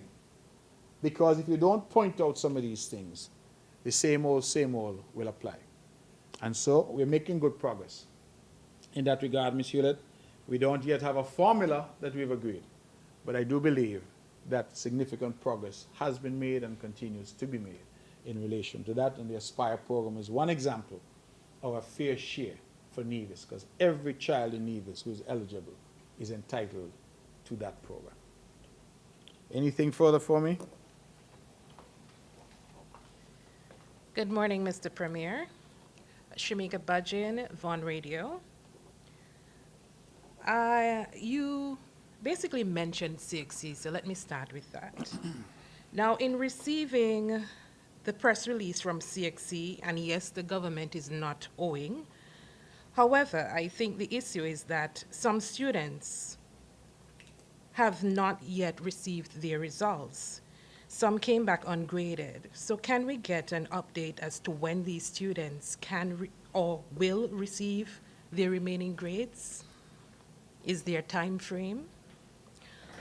Also, when can the public expect the resumption of work for the hospital's wing? Can we get an update on the airport's expansion? And we are almost at the high peak season for guest arrivals. How is it looking for Nevis when it comes to tourist arrivals? Let's say from now until February. That's it for me for now. Thank you. Okay. Thank you very much, Ms. Budgeon. I used to think your colleague, Ms. Thompson, asks hard questions, but it looks like you are asking even harder questions than her. CXC. I can only share with you what has been shared with me, because I have no direct responsibility in relation to CXC. I think that, as I've been advised, CXC and the way it functions, there's a registrar for St. Kitts and Nevis who's based in St. Kitts, who's the point of contact with CXC and the Federation. And as I gather, what tends to happen is that the information is disseminated through that registrar. The CXC release confirms that no monies are owing to CXC. So that breaking news was basically false. But you are correct that some students, and I'm told, especially in the technical subjects, that they came back ungraded. And I too was concerned as to why, because my view is the children have worked hard, they need their results. Some of them are going on to college or going on to other jobs, they want their results. And the explanation that I've got is this, that there is no issue in relation to money, or certainly in relation to Nevis, the education officials not doing what they were supposed to do. So the subjects affected, I'm told, in some cases have to do with those students who are doing what they call SBAs. And that the information would have gone from Nevis to the registrar in St. Kitts for the usual onward submission, and that I'm told, as of yesterday, that there was some miscommunication insofar as the registrar's office and CXC were concerned. That whatever information was transmitted, there was apparently some queries from CXC which did not get to the attention of the registrar because of some miscommunication. And so CXC is claiming they did not have all that they needed, and the registrar apparently was not aware at the time that CXC had sought some additional information. I'm told that now that the results, some have come back ungraded, that process has now been engaged. And I can only say what the Minister of Education in Nevis, the Honorable Troy Liebert, has reported to the Cabinet yesterday, that he claims that he has had discussions with the Federal Minister of Education, Dr. Jeffrey Hanley, and that we ought to be seeing some results as quickly as next week coming in for some of those subject areas that have not yet been graded. So from what I'm being told, there appears that there was some breakdown in communication as between CXC and the registrar's office in St. Kitts. And that is what has led to the snafu. But that apparently has now been corrected. And so we anticipate that we'll be able to get results in short order. So I can only, as I say, report what has been reported to me. The hospital wing, we had made a commitment that we would restart the hospital wing in May, I think it was, of this year, because we had finally got what we had been waiting for a very long time. However, the government did take a look at the fact that we were celebrating our 50 years of Culturama and our homecoming celebration. And we decided that we needed to upgrade our various facilities for that purpose. And so we delayed the recommencement of the work at the hospital. I cannot today give you a date when we will restart, but what I can tell you is that a discussion has already started in terms of how we go about completing that project.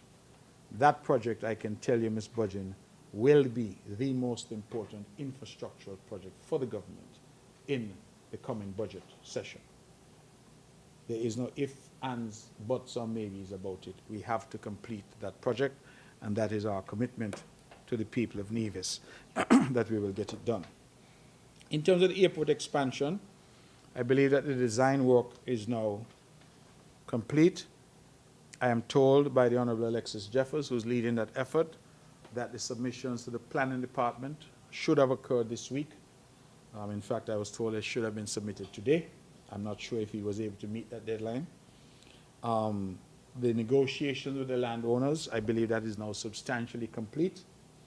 And we have sought some financing through an arrangement with the federal government in order for us to proceed with that project. And so we anticipate that we will have a groundbreaking on that project this year. That is the intention, that we should be able to proceed this year.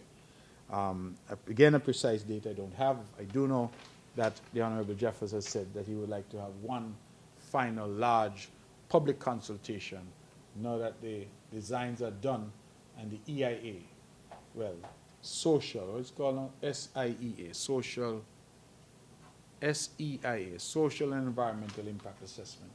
Now that that is substantially complete, so that the public, and of course we have to publish that, make it available usually at the local library and at planning, so that members of the public can see what the social and environmental impact is likely to be. So we are going about it in a very deliberate way to ensure that once that project starts, we move to completion and we do all that we need to do upfront so that there are no delays in relation to that particular project. So we anticipate a groundbreaking this year, and I will come back to you in terms of a specific date when we expect the hospital project to restart. But just know that the hospital project has now become our #1 priority, beyond anything else.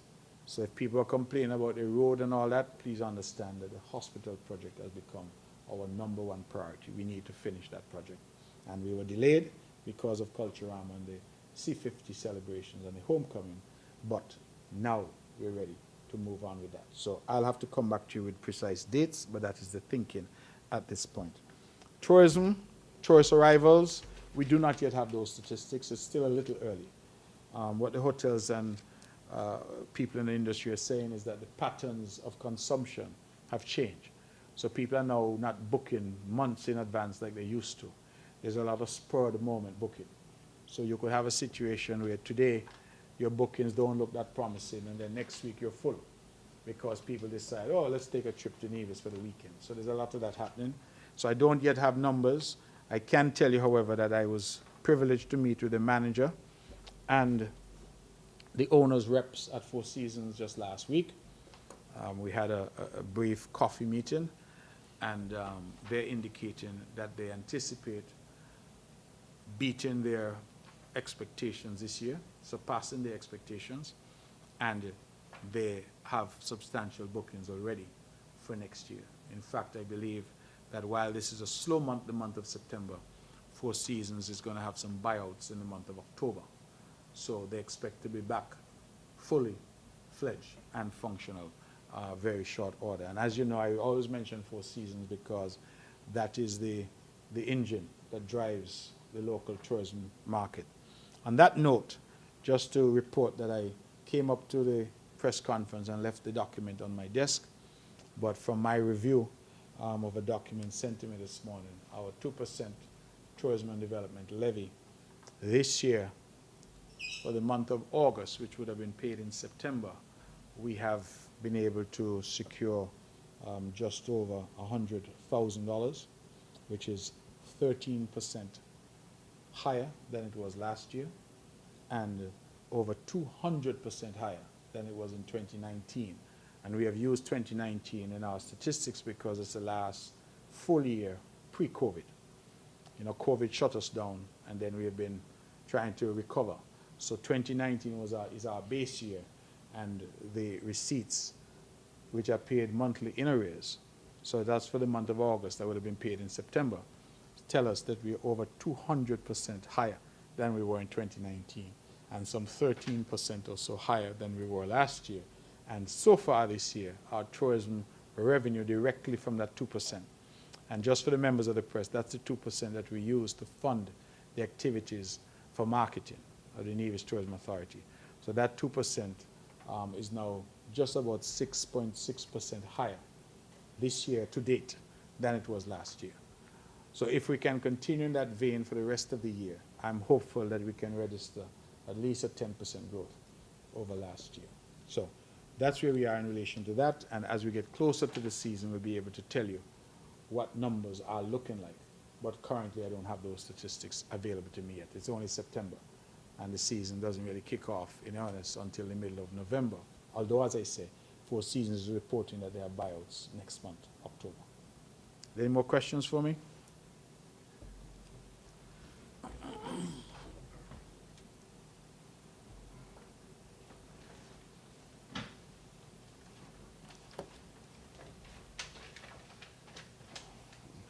Good morning, Premier. Glenn Bart, SK Newsline. Morning, Mr. Bart. Okay. I was going to ask a question similar to what Ms. Bridgen had just asked about the tourism, because airlines such as Delta and United have been predicting downward trends in leisure tourism. And I wanted to find out, well, what have you been hearing in the source markets with regards to travel to the Caribbean, to islands like Nevis, etc. So if you have been hearing anything, do let us know.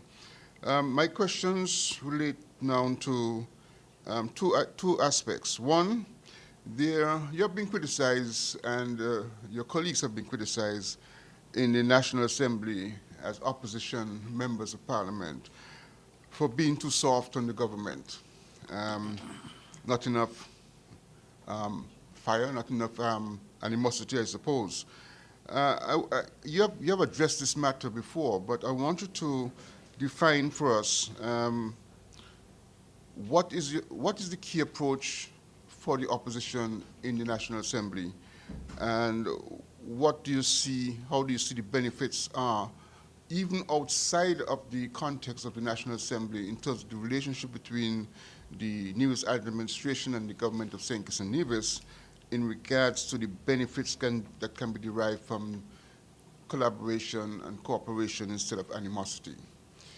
The next question is, both islands, Nevis and St. Kitts, we're tiny islands and a very small country. Yet we have to now compete in a global context. We compete against the United States, larger countries, richer countries. We know the challenges now that we now face with the CBI and the CBI program. Tourism is always and will always be a sort of fickle industry. Any little thing happens and tourism takes a dive very quickly. Mm-hmm.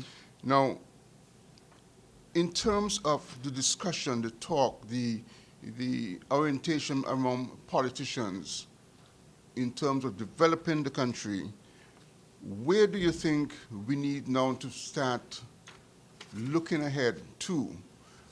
We talk about very often about technology, and AI is the most popular thing that's coming around these days.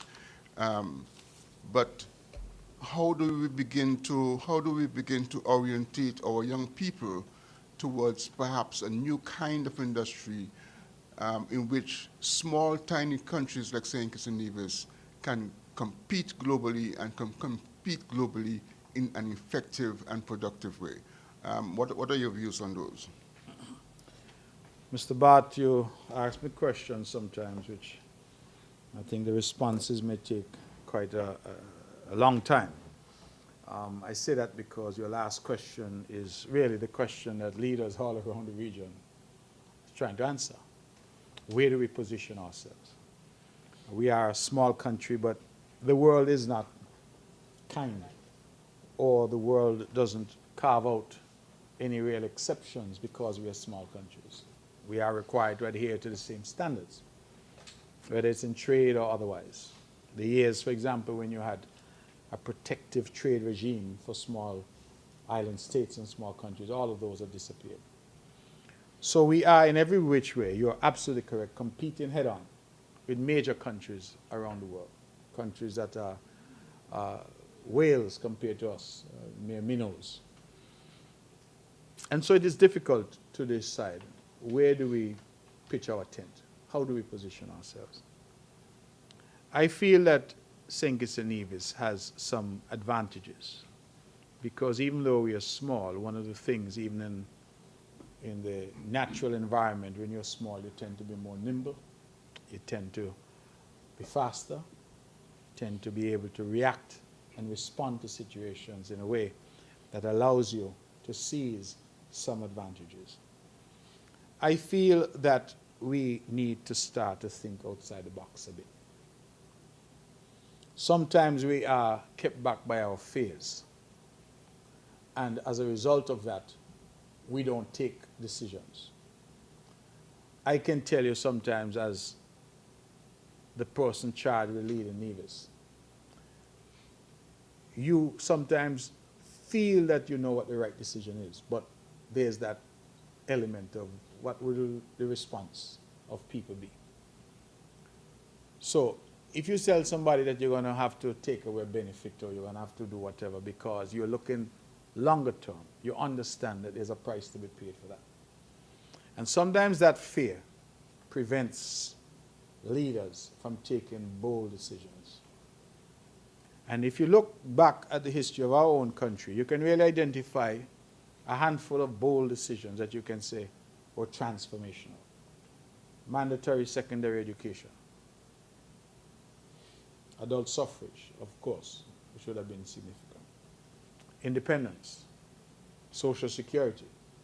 I'm told that when Social Security was proposed, there was considerable opposition. People say, you're taking away our money. Right? Today, everybody is so grateful that Social Security exists. Independence, I think I might have mentioned that. Citizenship by investment. The bold step that it would have taken in 1983, 84, to set up citizenship by investment, to say that we are going to leverage our citizenship for investment. And St. Kitts Nevis spawned a global industry, now worth billions of dollars across the globe. Malta, Cyprus, even the great UK and US and Canada, Portugal, Antigua, St. Lucia, Grenada, Dominica, all of them have a variation of something started here in St. Kitts and Nevis. It tells me that we can be a global leader. What are our strengths? Our people. St. Kitts and Nevis, our people are our main asset. Our people are bright, we're capable, and we just need to look at young Kiana Warner and what she has just done, to look at young Ral J. Williams and what he did, young Neela Jones and what she did, beating the entire region. Wherever we go in this world, wherever we have settled, you can always find people from St. Kitts Nevis at the top of their game and doing well globally. I feel that we need to harness the strength of those people, many of whom are in the diaspora, and say to them that it is time for them to come home. And I want to clarify what I mean immediately, because I don't necessarily mean a physical return. When I say come home, I mean in terms of their commitment, in terms of their drive, resolve to help this country of ours progress. We do not have the human capacity here on our own, just 50,000 souls, to take us to where we need to be. We need to leverage the brain power, the intellectual superiority, I would even call it, of our people that exists externally, our people who are doing great things in the United States and in Canada and the United Kingdom and all around the world. Chap that I went to school with, the other day I learned that he is now heading a significant hospital facility, meaning he's the man in charge in the United Kingdom. Yet here we are struggling with health care and having difficulties. How do we say to people like that? Remember, it's Morning Star you're from. Hey, Nevis, we want you to help us. So I think that one of the things we need to do is to see how we can position that bridge between those of us who are here and those of us who are abroad, and have one St. Kitts and Nevis that people can contribute to in a meaningful way. I want to, in that vein, commend our diaspora unit. I feel good about that, Mr. Bart, because it started when I was there as Minister of Foreign Affairs, but it has continued. I think you have Ambassador Larry Vaughan and you have Ambassador Swalwyn who are there, and they've really been doing, Christine Walwyn, they've really been doing an excellent job in bridging that gap. And they just had a diaspora conference, as you know. So I think we need to leverage our people. I also feel that we need some bold decisions. We have a whole world out there in relation to digital currency, and we are afraid of it. That's the honest truth. The idea that on my phone I could have my wealth, and simply by touching a portal, the wealth is transferred. I buy a car, I buy a house, that kind of thing. The issue that has continually been raised is one of regulation. How do you regulate it? But nobody in the region, in my view, has really been paying attention to becoming a leader in that space.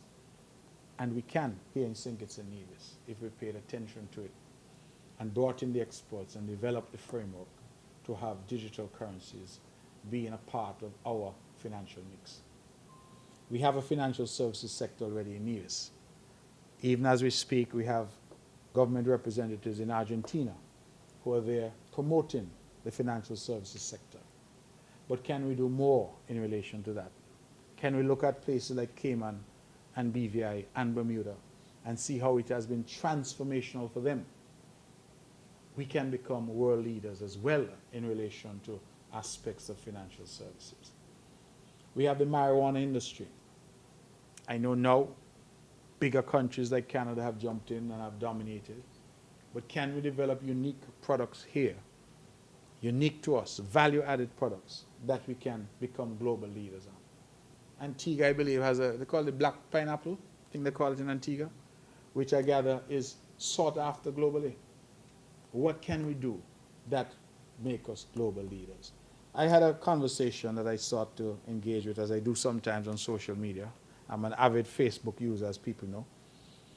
And I said that I was privileged recently to travel to Switzerland. And in Switzerland, it's not a big country. I think they have about 28 million people, if memory serves. 28 million? I think so. And Switzerland is famous for so many things. Switzerland is famous for their chocolates. And then we're going to cocoa in Switzerland. Switzerland is famous for their watches. Switzerland is famous for its banking. Switzerland is famous for its hospitality and its hospitality training. Some of the best known hospitality training schools in the world are in Switzerland. Switzerland is famous for its engineering and its ingenuity. World famous. Switzerland is famous for its wines. When I went there, I was shocked to see the extent of vineyards that are planted here. And I asked myself, I said, well, this little country could be famous for so many things, globally famous. What are we in St. Kitts and Nevis famous for? Jamaica may claim reggae music, they may claim Usain Bolt and athletics, but Trinidad may claim the steel pan and soca. But look around the rest of the region. What can we really say? St. Lucia may say we had 2 Nobel laureates. But what can St. Kitts and Nevis say? It's a question we must ask ourselves, that we are globally famous for. And what, therefore, do we need to do to develop 1 or 2 niche areas that we can be excellent at? And I think it is not beyond our capacity. You mentioned AI. We need to prepare ourselves. Why aren't we teaching coding in our schools? NIA has been talking about developing a project there for some time. Why can't we become a nation that's multilingual? We have been teaching Mandarin now in Nevis as a pilot program for the past 4 or 5 years. St. Kitts has not yet adopted the program. But why can't we have children who are multilingual? You come here and you want to speak Swahili, you want to speak Spanish, you want to speak French, you want to converse in Mandarin. These are ambitions that are not beyond us, beyond our capacity, but I think we need bold decisions to be made. And we need the support, because the problem that we have sometimes is that, I go back to the Social Security example. I'm told that when it was introduced, people were upset in some quarters. Now, with the benefit of, 50 years or thereabouts of Social Security, people can see, touch, and feel the benefits of Social Security. But you would understand that those who introduced it took a political risk. People say, you're touching my money, taking money out of my pocket, killing poor people. We hear these kind of refrains all the time. And unfortunately, some of us are afraid of that. And so the safe bet is to do nothing and to just meander along. Because only when you start to do something do the critics come out to try and attack.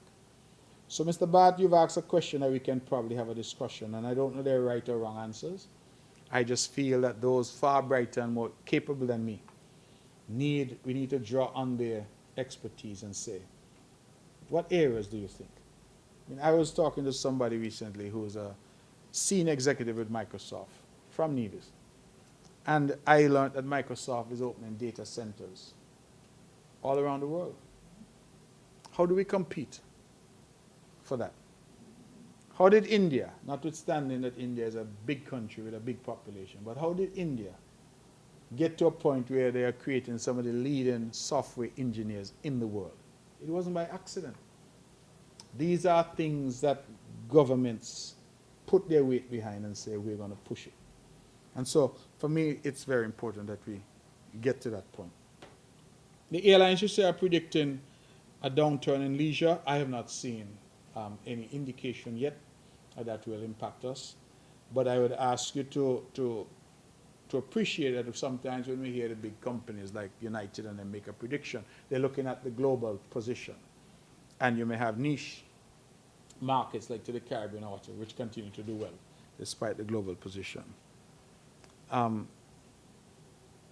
Opportunities for collaboration. I just went through the Aspire program. We have had other programs here, Back to School, CBI Dividend, STEP, LIFT. There are a number of programs which the people of Nevis have benefited from and have access to because we are seeking to create a single space in terms of our country. We are saying to people now, forget about the little 2 miles of water that separates us. The man in Cotton Grove and the man in Keon ought to be able to benefit the same from whatever is available in the country. And I believe that that relentless effort on my part, which is now over a decade and a half old, that has been taking root and that we are now no longer looking askance when somebody from Nevis is given a position, for example. Look at Yasmin Clark, now the Chief Magistrate. Why? Because she's the most qualified, the most experienced. In the old days, she's from Nevis. Now she can't get that position. I believe that we are slowly, Mr. Bad, getting to where we need to be as a country. And you may not see it and I may not see it, but I believe our children and grandchildren will see it. And that's what we need to do. People have criticized me. In fact, a lady called me the other day from St. Kitts and said to me, why you don't give up the leader of the opposition and give it to somebody down here so that they could really provide some robust opposition to the government? And my response to her was, in hindsight, a little rude. But I said to her, to get leader of the opposition, you must win seats. That's what you must do. There's a process. And so we went to the polls and we won 3 seats. Those are all that what Nevis had to offer. If they had 5, we would have won the 5, but they only had 3. So we won the 3. You can't just come and demand a position without having what the Constitution requires for you to have the position. For a long time, we have viewed opposition in the country, and I have been there. I reflected as I'm now coming to the twilight of my political career, that I started out as leader of the opposition. Some people don't remember that. That was my first position. In 2007, I was leader of the opposition. It has now come full circle where I'm leader of the opposition again. And for a long time, I was of the view that to be opposition, you must oppose. You must kick and scratch and fight and argue, and everything you must say is wrong. But I've had the benefit now of some experience in government. I've seen it from both sides. I've had the experience now of age, and I believe with age should come some wisdom. And I'm realizing that the country, already small and already polarized, does not and cannot benefit if the politicians continue to withhold their ideas because they happen to be in opposition. If they continue to lie and distort what a government might be trying to do. So I come here today and I tell you Aspire sounds like a good program. If it's implemented right, it could be transformational. That's not me abdicating my responsibility as leader of the opposition. When we had our meeting yesterday with the cabinet secretary, we shared with him some views that we had that could make the program even better. So what should we do? And I always use the example. You've heard it from me, no doubt, Mr. Bart. In my youth, young career as a politician, I used to be on my radio show. And I, from even then, never offered a criticism unless I also could offer a solution. Because criticism is easy. Any of us could criticize. But how do we make a situation better? That is harder. And so I was on radio, and I was a very robust person in opposition. I was young, had a lot of energy. And I remember the Parry-led administration was then in charge in Nevis. And a fellow who was a good advisor and supporter of mine, he called me and he said, Mark, you're talking too much. I said, what do you mean I'm talking too much? He said, man, everything them fellas do, you're criticizing them. I said, that's good. But no give them no suggestion. No give them no recommendation. Keep those to yourself so that when you get in, you could put those and implement them. And I asked him the question.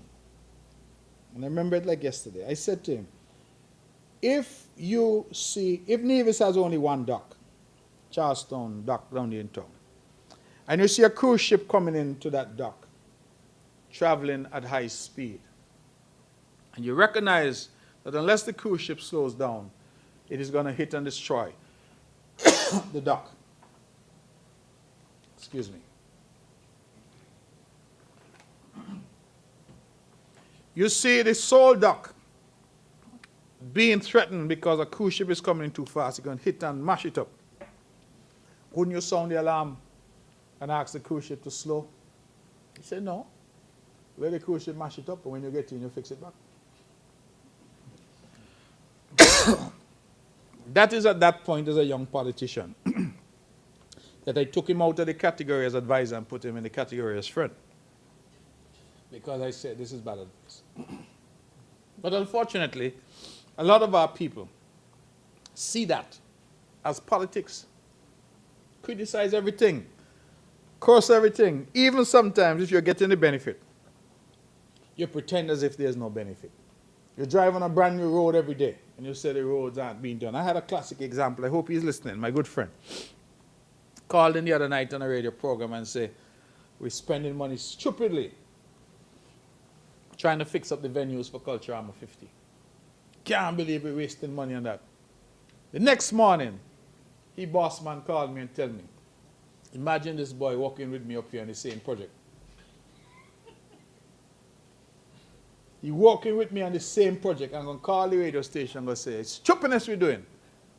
Spending money to develop the complex. And that's where he's making a bread. He just tells you.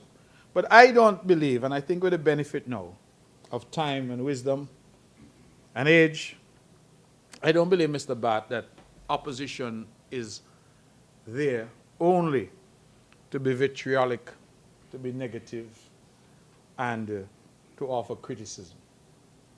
If people pay attention to what I've been saying since I am back in Parliament as leader of the opposition, I have tried wherever possible to offer my critique of what is proposed, but also to offer my suggestions as to how it can be made better. And I will tell you that in my experience, you get more done. If you come in and you start to cuss and say, are you stupid, and are you crazy, and are you this, and are you that, the hackles go up and people tend to become very defensive. But if rather you go in and you say, okay, I see what you're doing here, but I suggest that this might help, you find that just the tone and the approach, people say, well, yeah, that's a good idea, let's incorporate it. And you get more done that way. So there will be a time, no doubt, for the politics and the pick-on and the back and forth. But I think the country would benefit from politicians who exhibit some maturity and understand that at the end of the day, a rise in St. Kitts and Nevis, a good quality of life in St. Kitts and Nevis, benefits everybody. And this notion of preaching how bad things are and how terrible things are and the sky is falling, when you know that that is not the case, that you're just trying to mislead people, just like the headline, that we owe CXC money. So I think that we need to get away from that. And for those who tell me I've got soft and they don't like this version of me, I've said to them, listen, I'm an old man now. I'm trying my best to be at peace with all men and with God. That is what I need to do now. So when I come, I'm making the points that I need to make. I don't have nobody to cuss. I'm making the points and putting out the accurate information. And I am making the appeal to the people of Nevis that they continue to support my party because we have delivered, and this is what we intend to deliver. When I hear from the other side what they intend to deliver, what they have to offer, then we can discuss that. As you know, Mr. Bart, in the last election, the other side in Nevis did not even bother to publish a manifesto. My conclusion from that is they didn't even have one idea that they could put on paper. Nobody could be vexed with them. Because if they got into government and they did nothing, they could always say, well, we never promised anything. We never put one idea. You don't believe me, check. No manifesto was published by the NRP in the last election. They say, we're not bother with that. And so we need to be mindful of what we do and how we do it. And the country needs ideas from all quarters. Sometimes, Mr. Bart, you get the best insight from somebody who is opposed to you because they're looking at it at an angle that you didn't see. If your ears are open enough and your mind is open enough to hear, you can sometimes improve something and make it better. And ultimately, if we're serving the people of St. Kitts and Nevis, then let us do that and let that be our focus. Any other questions for me? Ms. Budgeon, once again, Vaughan Radio, and this is my last question. Budgeon, I have all day with you now. You could just ask whatever you want to ask. Yes.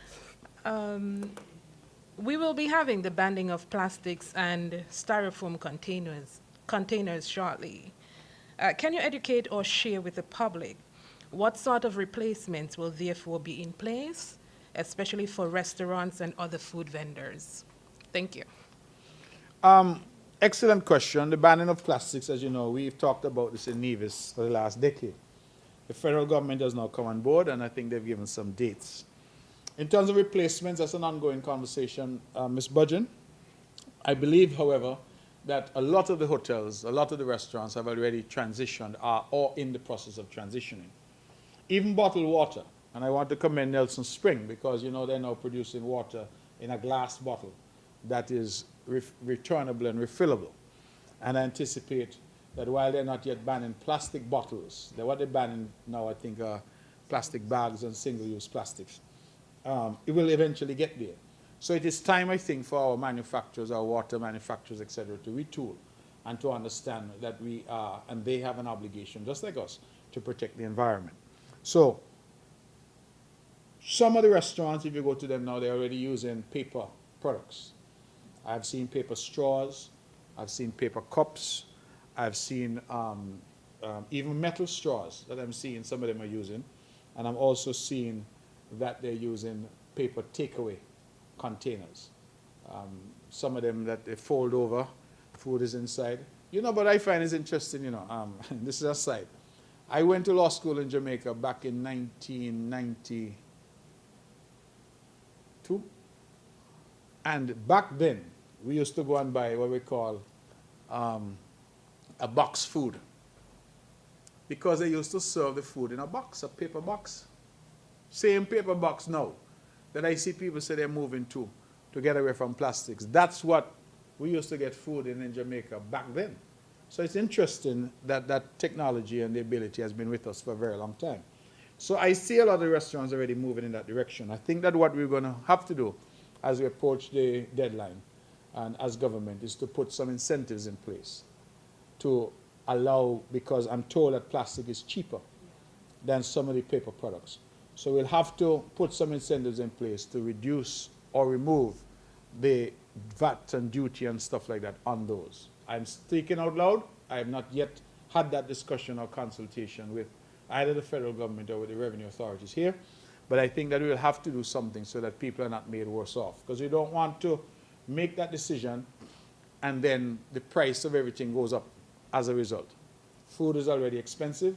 We don't want to make it even more expensive. But we need everybody on board. We need, for example, the supermarkets to shy away from and move away from this constant bagging. I went to the supermarket the other day. The lady asked me if I wanted double bagged. And I said, no, just one bag would do. But some people with the constant plastics, we need to move away from that. And then all of us, I think, because we've had giveaways, we've had situations where these bags, grocery bags, so you could get the reusable bags that you take. And going back to, when I mentioned my recent trip, none of the supermarkets we went to offered you a bag. Whatever you bought, you had to have something to carry to it because they were not giving you any plastic. So I think, again, culture, education, trying to change our attitudes and our approaches, I think that would be helpful. So I do believe, though, that we would have to incentivize our people somehow to lessen the impact of the additional cost of them switching to biodegradable products from what they currently use. Any other questions? Good afternoon, Mr. Premier. My name is Bjorn, and I am a YouTube content creator with special focus on Africa and the Caribbean, and I specialize in travel and reaction videos. Mr. Premier, I was in Africa for about 4 months, and what I noticed is that many persons, they know very little about Africa and the Caribbean. My question to you is, what is your government doing and the federal government doing to bridge the gap between Africa and the Caribbean? Question number 2. Currently, the federal government of St. Kitts and Nevis do not have a representative from Nevis in cabinet. This week, the federal government took a delegation of 12 persons to the United Nations. There is also a question of fair share, which you made a number of financial arrangements that we need to be amended. There is also no attempt to amend the Constitution to give Nevis a permanent seat in the federal government. The question is, considering all of the above, do you think an independent Nevis will do better? In other words, what are your thoughts on secession for Nevis? Question number 3. You made a call, Mr. Premier, for the diaspora to come back home. What plans and programs do your government have in place to assist our returning nationals to come back home and reintegrate into the Nevisian society? Question number 3. I have 4, sorry. Question number 4. Over the years, I have heard of a number of programs. You also mentioned a number of programs that assist women and youth. The question is, what programs or plans do you have in place to assist men over the age of 35? The last question. In your presentation, you mentioned that you invite the press to have a look to see what is happening inside the schools and the school kitchen. And it's a great idea, but that is very difficult because as a content creator myself and members of the press, I can tell you that, for example, when you had the school opening, I was trying to get some lovely YouTube videos to show people how a school looks like in Nevis to open, and I was told that you need permission from the government. And also some projects that went on in the past, the same thing, I went on the site and I was trying to show people what is happening. I was told that you need permission from the government. So the question is, what is the government doing to improve freedom of the press? Okay, Mr. Hanley, first of all, welcome back. I think that we were all enlightened by your journey to Africa. And I sat at the barber shop many a day, and you were the topic of conversation in terms of your travels and what was happening in Africa. And I think you opened a lot of eyes here. I myself have only visited the continent in the north. I've been to Morocco and I've been to Senegal, but I've not ventured as deep as you have ventured. And so I think that I ought to record my appreciation to you and say how grateful we were because we were able to see you, somebody we know, in Africa, in various parts of Africa. I think that I saw something when you were in, is it Uganda? Yeah, Uganda and Kenya, right, at one point. So I want to commend you for that because you have always indicated your love of Africa and your interest in seeing a greater engagement with Africa. And you have taken it the next step. You have actually gone there and showed us what it looks like. The truth is, I think why your journey was so fascinating is because most of us have no concept of Africa. And so I'm not surprised that you say Africa has no concept of us, because we have no concept of Africa either. That's a product of many things, including colonialism, where we were somehow brought here and separated from the motherland. And many of us, Mr. Hanley, have no regard for that history. Many of us have no understanding of it. In fact, African people sometimes, I'm told, look down on us. And I believe sometimes we look down on African people. So we need, I think, more education. We need a better understanding. And that's why I start by commending you, because I thought what those videos did was to bring home the reality of life in Africa. I remember I saw you doing something with some banana. I can't remember what you call it, but the way they cook the banana. Matoke. I thought that was quite fascinating. Okay. What can we do? We now have the Afro-Exim Bank that has been engaged with Caribbean governments. We now had meetings between the African Union and CARICOM. You recall former president of Kenya, Kenyatta, was here. And Mia Motley of Barbados has been a champion. The relationship with Africa, I think, is critical. You would have heard me say on more than one occasion that with the 53 or 54 countries in the African Union and the 13 or so that are in CARICOM, that we represent collectively almost 1/3 of the countries in the globe. Could you imagine if Africa and the Caribbean joined forces on important issues at the United Nations? Our voice would be a voice that every country in the world would have to respect. And so I think that there are opportunities. I know that when I was foreign minister, there was the opportunity to open an embassy in Addis Ababa. I know that there have been opportunities to open embassies elsewhere. And I realize now that during my tenure, we did accredit an ambassador to Kenya, and I believe, if memory serves, to Ghana and to South Africa. But I believe that countries like Barbados have gone further and have opened embassies in Kenya, I know. And I have heard that CARICOM is minded to open something in Ethiopia, in Addis Ababa, which is the seat of the African Union. I say all that to say that greater effort is needed for us to engage with Africa. And the people-to-people engagement, because you did not go to Africa as any diplomat or as anybody other than Bjorn Hanley from St. Kitts Nevis. But that people-to-people engagement, I think, is also critical. We actually had some bloggers who were here during the Mango Fest from Kenya. And I was quite surprised. They drove around, they had a lot to say, and these are people who are widely followed.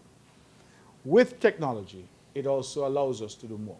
And so I'm hopeful, Mr. Hanley, that the message that you have brought and the message that some of us continue to preach will lead to greater engagements. I always speak about my time as foreign minister simply because I was on a particular path with Africa. I was the foreign minister that engaged diplomatically with 14 new African nations during my tenure. And I negotiated visa waiver arrangements with 12 new African nations during my tenure. That is something that I have criticized this current government for, federal government, because I think they've stopped. What we had was a great momentum going. By now, we should have had diplomatic relations and visa waiver access to all of Africa if we had kept up that momentum. Having traveled there, I'm sure you would have, no doubt, in some countries have to get a visa or experience some difficulties at the border. We should not. And we are part of the 6th region of Africa. That is the diaspora. And I believe that we should actively seek out these opportunities. And in my experience, Africa has been willing and accommodating in relation to these matters. It just requires us to have that initiative. So I agree with you. I believe that we need to do more. The UN delegation, you said there's nobody from Nevis. Well, there's nobody from Nevis in the cabinet. You're right. Nobody in the federal government. We are only there as members of the opposition, and no invitation was extended to anybody from Nevis to attend.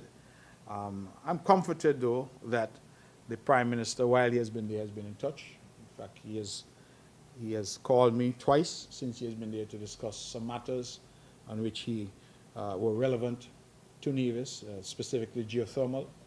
And we have continued to have that rapport and that conversation. But that absence of Nevis, sadly, is not new.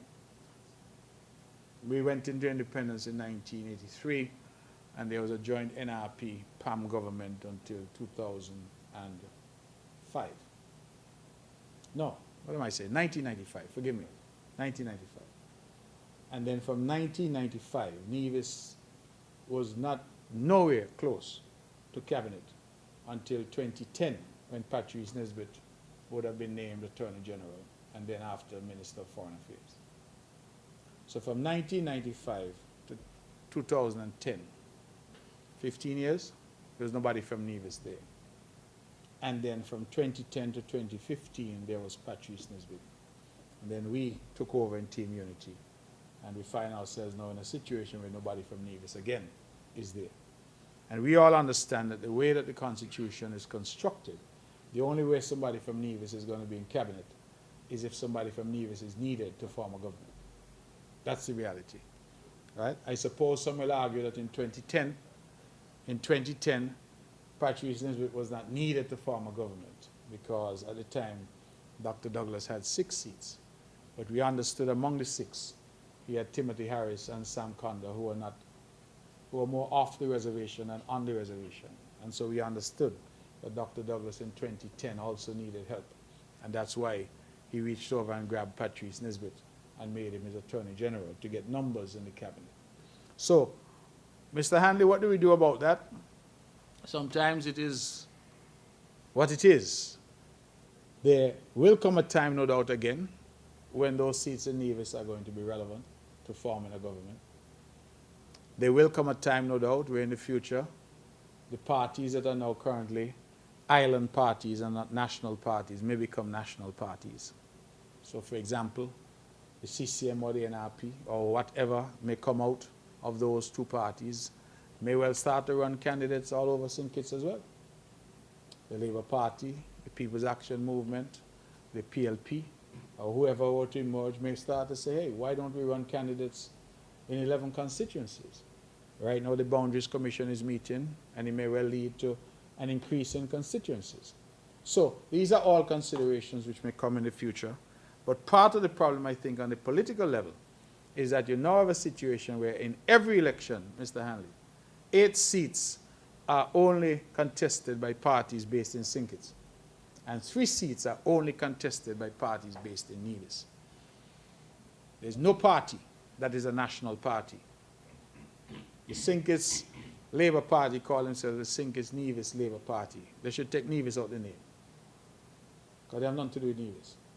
The People's Action Movement should say the St. Kitts People Action Movement, because, again, Concerned Citizens Movement should be the Nevis Concerned Citizens Movement.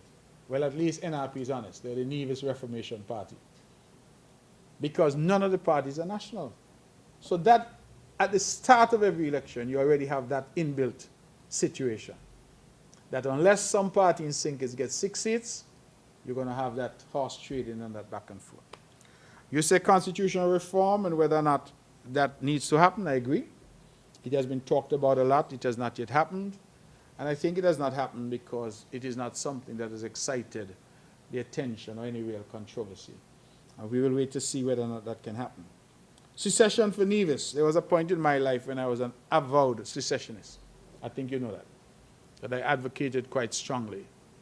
I think with the benefit of time, and as again, having been in government, and realizing how hostile the world is to small countries, I feel that if we have a chance to make St. Kitts and Nevis the best small island state in the world, we should give it that chance.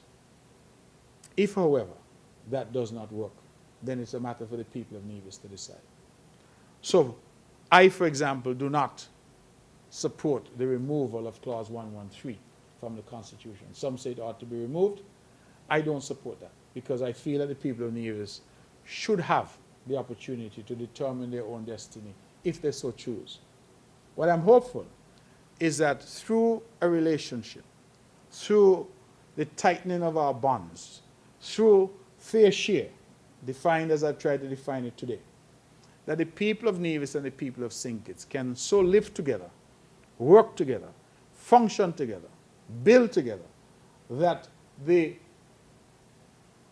impetus, the push-pull factors that would have led to the cries of Nevisians to secede, that those will fade. That's what I'm thinking can happen if that relationship. Because when you look at secession, secession has always been a reaction to something.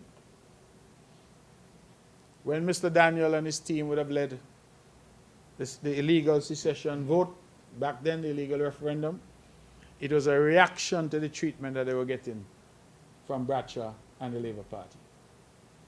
In 1996 it was, 1997 when we had the secession vote, it was a reaction to what Nevis was experiencing from the then Denzel Douglas-led Labour Party in government.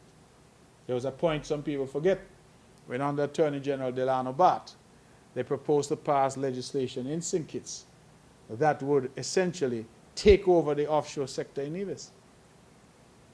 By stroke of the legislative pen, something that we had built, they would just take it over. Say all companies had to re-register in Bastille. And Nevis would have seen millions of dollars wiped out of its economy overnight. So these are the things that we reacted to. It was always a reaction. I feel that if we are to go into independence for the island of Nevis, it can't be a reaction. It has to be something that is planned, that we work towards, that we educate our people and understand what the implications are going to be for us. So that's my view in relation to that. I think ultimately it's an issue for the people of Nevis, and I respect their right to make that issue. The plans for our diaspora to come home, we are currently finalizing a survey.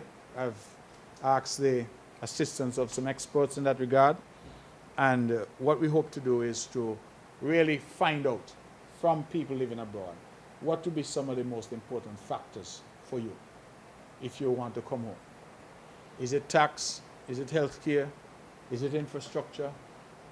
Housing? What would be some of the most important factors? So we are working on that. But I will tell you, Mr. Hanley, the call has already been noticed. In fact, I am hoping to make a trip to Bermuda, where I hope to engage with Bermudans, because I'm told that a significant percentage of Bermudans trace their roots to St. Kitts and Nevis. And so I'm already making arrangements to go there. And this will be my message to them when I go, because Bermudans are very wealthy. Bermudans, in terms of their pensions, are able to come here and live very comfortably when we look at the exchange rate and we look at the different cost of living. And many of them love Nevis, and we already have some who are coming back to St. Kitts and Nevis and are doing so in an organic way. Nobody has put anything in place for them.